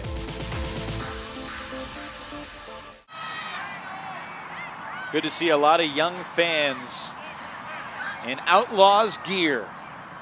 Imagine everybody in this Ultimate community has waited a long time for this day. Down by 6 at the end of 3, but still some highlights to speak of for both teams in that third quarter. Perhaps Cam Harris had the catch of the game, but as we take a look at some of the fine moments from that quarter, this shot just through the hands of Armitage. So far, this is looking more like a blooper reel. There's Massick Kelly, though, with a huge D. One of his 2 Ds on that point. Alexander with a gorgeous backhand huck. And Leon Forresno, he's been the top target for Ottawa. Here's Harris. Got the tiptoe inbounds. Here's the angle. Oh, no, that's a different one. The D from Westwell. What's your game plan for the Outlaws as they get ready to receive here at the start of the 4th quarter? I think they have to talk to the players downfield and tell them that they really need to generate a few more cuts. It's looking like when the play is slow on Ottawa's side, it's slow simply because no one's taken initiation downfield. And of course that stems from a lack of chemistry. But if one person decides I'm going to be the primary cutter, even if that person doesn't get the disc, it does start to get things going. So I think that'll make a huge difference in terms of how quickly they're able to move the disc. Forced that one up line, but what a shot it was. Ken Alexander to Carl Loiseau.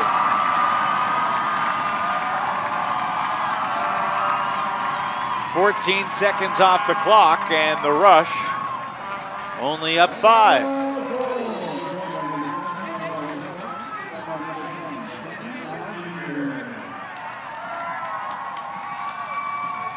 Ken Alexander has had some beautiful tosses in this game, and if you can see, Loiseau sort of stopped his cut, and then Alexander got it around the foot block attempt anyway.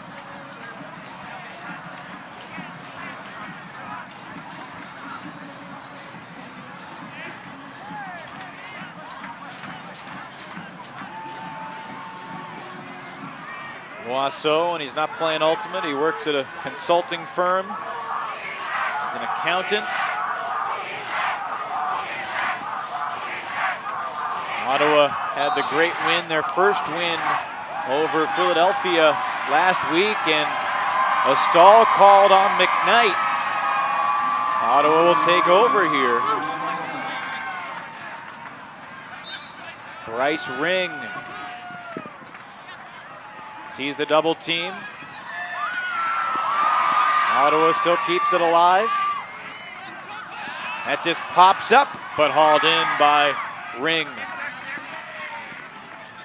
If Ottawa scores here, all of a sudden things get a little more interesting.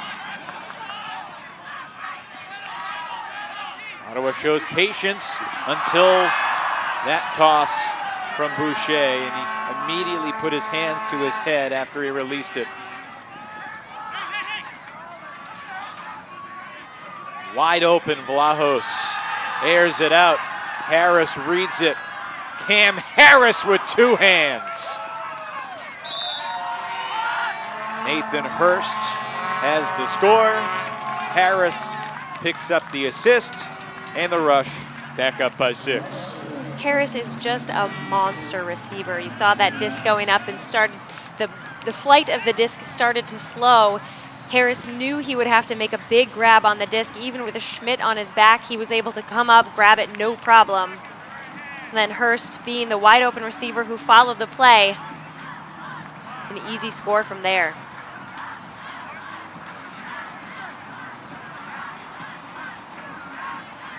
Just a very experienced catch right there by Harris. Read that disc, caught it at the high point with two hands.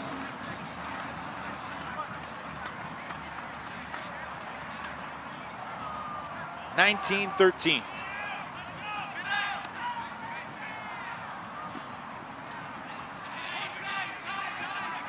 This being week 3 of our AUDL season and our broadcast schedule. Looking for Loiseau again. Armitage can't get there, and Loiseau has another goal. The leader of Bad Boy Ultimate here in Ottawa, Carl Loiseau. They have a sign here with a hashtag Bad Boy Ultimate. Check out this mugshot. Looks like an instant replay. Alexander to Loiseau. Yeah, Loiseau is doing a great job this game of taking it upon himself to be a viable option. He's getting huge separation from his defenders. He's making hard cuts to the end zone, just of course to give the option. But when you have someone with that speed and as much experience as Loiseau has, just arrow it a long put and he's more than likely to come down with it. Ottawa's 2 offensive points in this fourth quarter have lasted a combined 31 seconds, both ending in quick Ken Alexander to Carl Loiseau deep shots. Massac Kelly for Jackie Howe. And now it's Nathan Hurst. Oh, and a layout deep from behind. Nick Boucher may have had one arm on the back of the offensive player, but no whistle. Nice job by Colin Green to holster that there. As Ottawa smartly swings. Once again, the Outlaws trying to inch back into this thing. They could get within 4. Good key, able to connect with Andy Corey.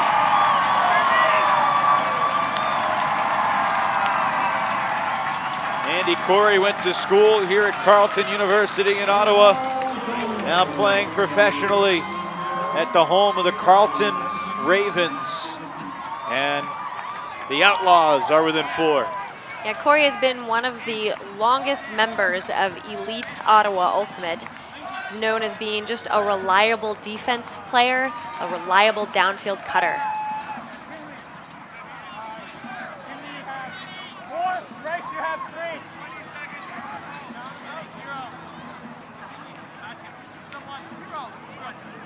Still a lot of time in this game when you think about the fact that Ottawa's been scoring in about 15, 20 seconds. 9:42 is a couple dozen scores.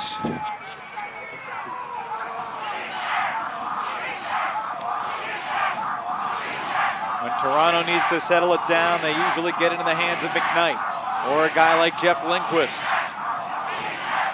Masik Kelly, the reset. Over to McKnight. Vasiliev was breaking deep, but an effective double team from Loiseau prevented the throwing lane. Recovering from the double team is always tricky if the offense works out of it. Carroll slithers it through to Vasiliev, and now looking for Martin in the end zone. He's got him. Some tight defense from Ottawa at that point. They put on double teams both on the handlers as well as downfield receivers. Rush did a fantastic job of not getting stymied or not getting flustered by that defensive effort. They continued to simply cut hard. Anytime you have those kinds of double teams popping up, can really disrupt the flow you have planned or the flow that you're used to, but they were doing a great job of seeing and taking open opportunities. Vasiliev picks up the assist. It's been another big game for the guy they call Martinez. Jonathan Martin. Queen's University in Toronto. Oh, and a foot block. Is there a call? Looks like Derek Alexander convinces Andrew Watts and the referee that there was a foul, and the contact call will give Alexander the disc back.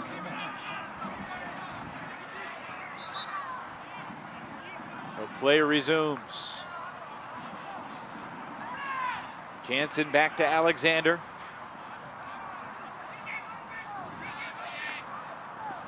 Derek Alexander started playing Ultimate after he was a football player and a basketball player. He was a running back in football, and he said, every time the ball was snapped, he was sort of told where to run. Alexander, beautiful shot in the end zone. That's a gorgeous score for the Outlaws. When Alexander first played Ultimate, he was like, wait, I can run wherever I want? This is amazing. He can run where he wants, he can throw where he wants, and he's the leader of this Outlaws team that's certainly in the thick of that pack trying to chase Toronto in this division. That's really interesting. I've always considered what it would be like to go from a basketball or a soccer background to Ultimate, and how that kind of experience would really help you have great field sense when it came to playing Ultimate. But you're right, there are so many rules about where and how you can run on football that would be very liberating to step on the Ultimate field for the first time. You see a lot of football players who perhaps were receivers or defensive backfield players in the secondary, cornerbacks and safeties. That disc landed in bounds, rolls out the back, and Ottawa will get a chance to set its defense here. Mike Jones will initiate play from the back line. He'll just air it out long. Oh, and Masik Kelly plucks it out of the sky. The big 23-year-old target. Harris shoots it. Hubanek is there. And in a blink of an eye, the rush go 90 yards and into the end zone for the score. That play was definitely saved by Masik Kelly, who saw danger as two Ottawa defenders were primed to snatch that disc away, came in, keeping that play alive. Like you said, in a blink of an eye, they finished it up.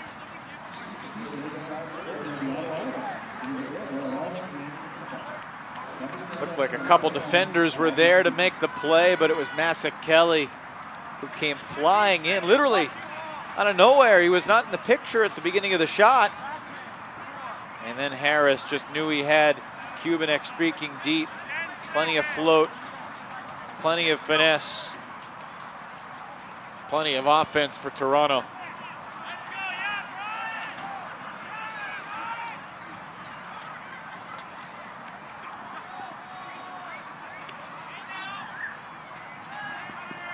Ochterlony.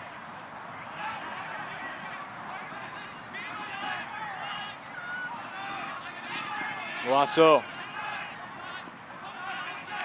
Here's Westwell.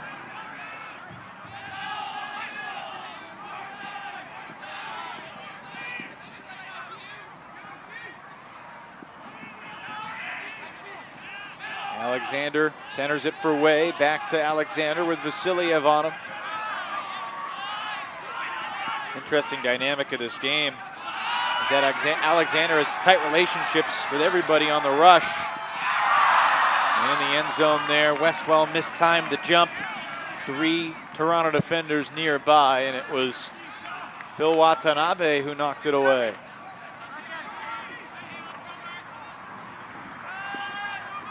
Toronto's ageless wonder. Watanabe, originally from Ottawa.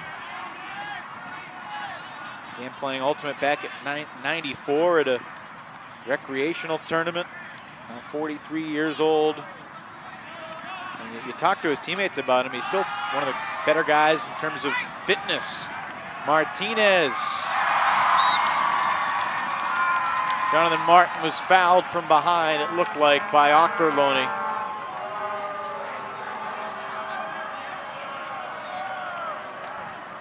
Hard to tell from our perspective, but it did look like there was contact.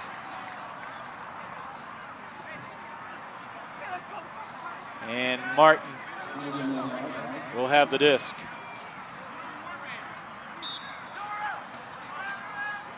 Martin angles the throw beautifully. Wow, that was nicely done. From a guy you don't think of as a top flight handler, but Jonathan Martin has had more assists than goals today, and he scored quite a few times.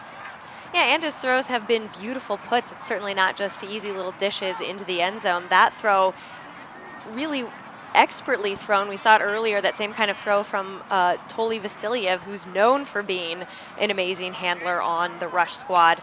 So really, like I said, he's just a very versatile, capable athlete no matter where on the field he is. It looked like there was contact, got him in the shoulder, and the low release flick break. Jeff Lindquist with a goal.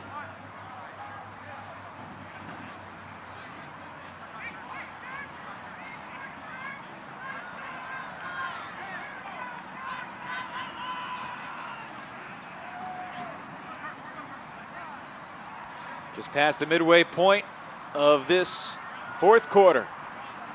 Evan Lepler and Megan Tormey with you from Keith Harris Stadium in the capital city of Canada.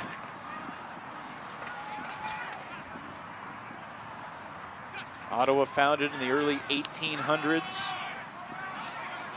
The word Ottawa, an Algonquin word for to trade.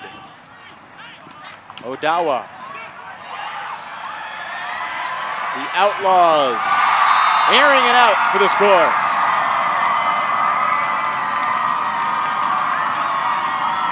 And that's the youngster, Kinley G, 18 years of age.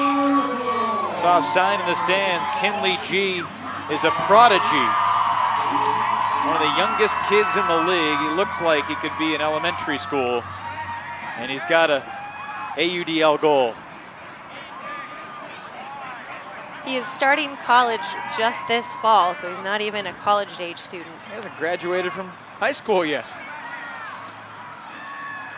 He started playing Ultimate because his mother has been playing for 20 years, and that influenced him to get into that sport. I think that's interesting. There are a lot of players on Ottawa who have been inspired to play because of their parents, and when you think about how many kids are here today watching their parents, how many of them will be inspired to play. Now that Ultimate has so many more facets in which you can watch, it'll be interesting to see where it draws its new players in the future. Stall was called on Rana, didn't get the throw off in time. Ottawa needs to restart play from where the stall occurred. So the Outlaws, in 7 minutes here in the fourth quarter, have scored more this quarter than they have in any of the 3 previous quarters. There's 4 in the first, 4 in the second, 4 in the third. Already 5 goals in 7 minutes in the fourth. And yet Toronto has been able to keep its separation. Green goes through the aggressive mark of Reyna. Vasiliev lays out. Alexander back to Green and out of the end zone. It's Matt Goodkey. The Outlaws are not done just yet.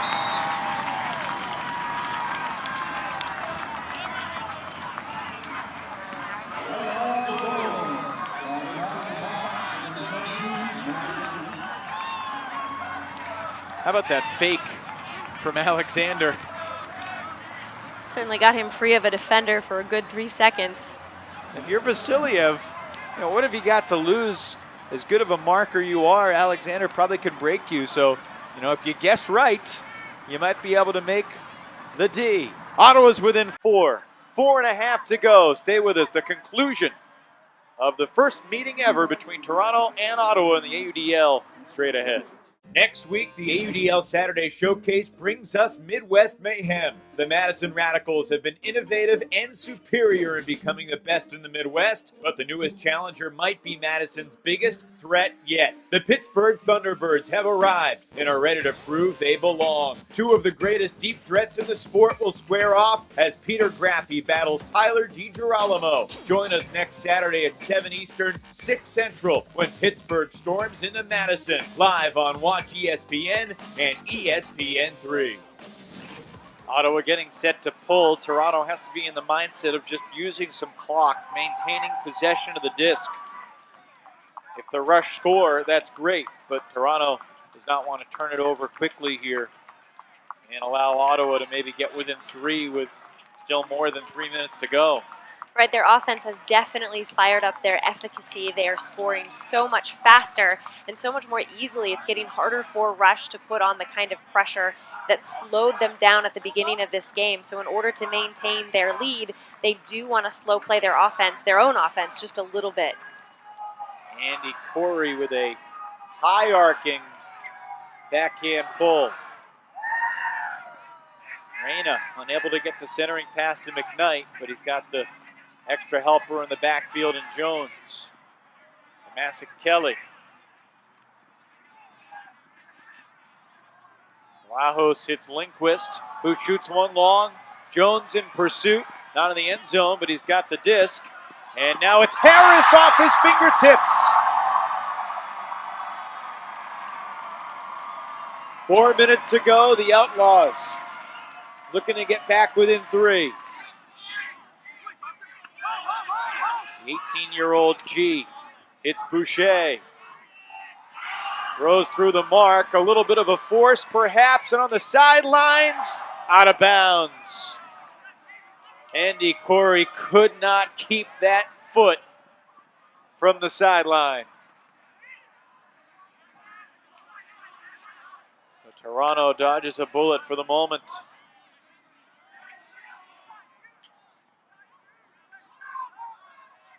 Lindquist hits Masick Kelly, middle of the field. Lindquist the around for Jones.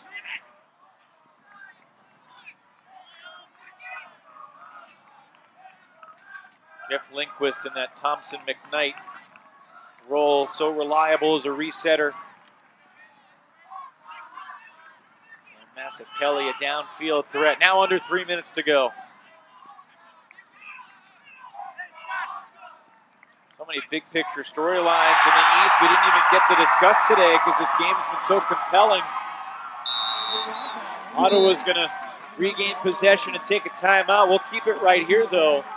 2 weeks from now, we'll have Toronto and New York on ESPN3. But the Rush, a clear favorite in this division. And the question of who's going to become that second banana in the East is a looming one. Yeah, he didn't get him that foot down in bounds. But Ottawa will have the disc. What are your thoughts on that right now, Megan? Where do we stand in the East in terms of clearly the Rush are number 1, but do you think that there's a team out there that has a leg up on being number 2 in the East? Well, before watching this game, I would have said that the New York Empire did, just based on my past experience with them. They have experienced quite a few losses in terms of their top players, but I think a lot of the younger players will definitely be stepping into a more role-playing role, so to speak.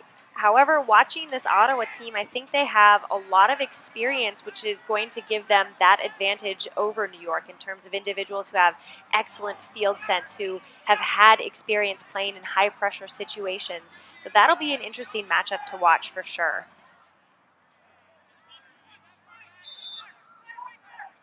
Finally, play restarts. Not only does Ottawa need to score, they need to score very quickly.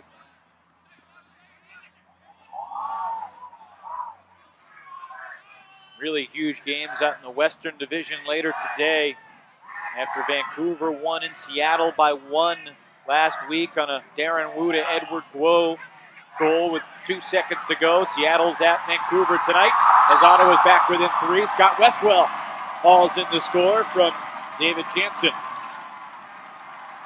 Also in the West Division, you have San Diego sitting at 0-2, the only winless team in that division. So much praise and hype for the Growlers. They're taking on San Francisco in the Bay Area this evening. Still not sure how the rule would work, but how cool would it be if there was some way you could have an onside pull in a situation like this? If there was some risky way that you could do something to try to get the disc back. I'm not sure what it could possibly be. It would be too gimmicky to, throw a Frisbee golf basket 50 yards away and say if you shoot it in the basket, you get the disc. Otherwise, they get it on the goal line, on your goal line. I don't know. But we'll see if Ottawa can do anything here to regain possession. Well, Toronto looking long, and Kelly is not going to get there. So, clock under 2 minutes. Ottawa still with a glimmer of hope. Goodkey may have slid that pivot foot. He got away with the travel.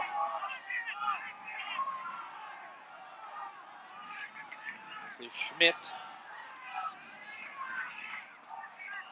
Phelan over to Turcotte. Dan Turcotte, an ultimate veteran. Coach of the Canadian mixed U23 team that's going to London. Been an ambassador for the sport all around the world. Big part of the Kenyan Ultimate program, Dan Turcotte. That last turnover might be the nail in the coffin for the Outlaws. Yeah, if they had played more like they've played this quarter, in the first 3 quarters, it would be a completely different game.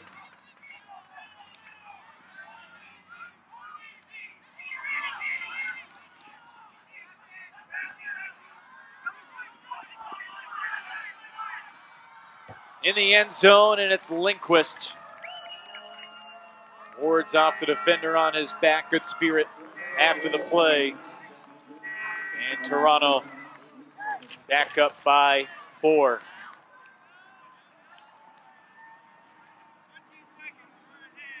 I think the Outlaws are going to look back at some of the key mistakes early in this game that cost them a chance to be in it late. Because for long stretches of this game, the Outlaws have looked like a team that can battle the rush. With that said, the one glaring difference between these two teams, just from a personnel standpoint, is the size. Seems like everybody on Toronto 6'1", 6'2", 6'3". Ottawa mostly 5'10", 5'11". And there's no speed disadvantage with Toronto's big bodies. Final minute. There's no 4-point play. Octorloni looking for it all on that throw. And it falls incomplete.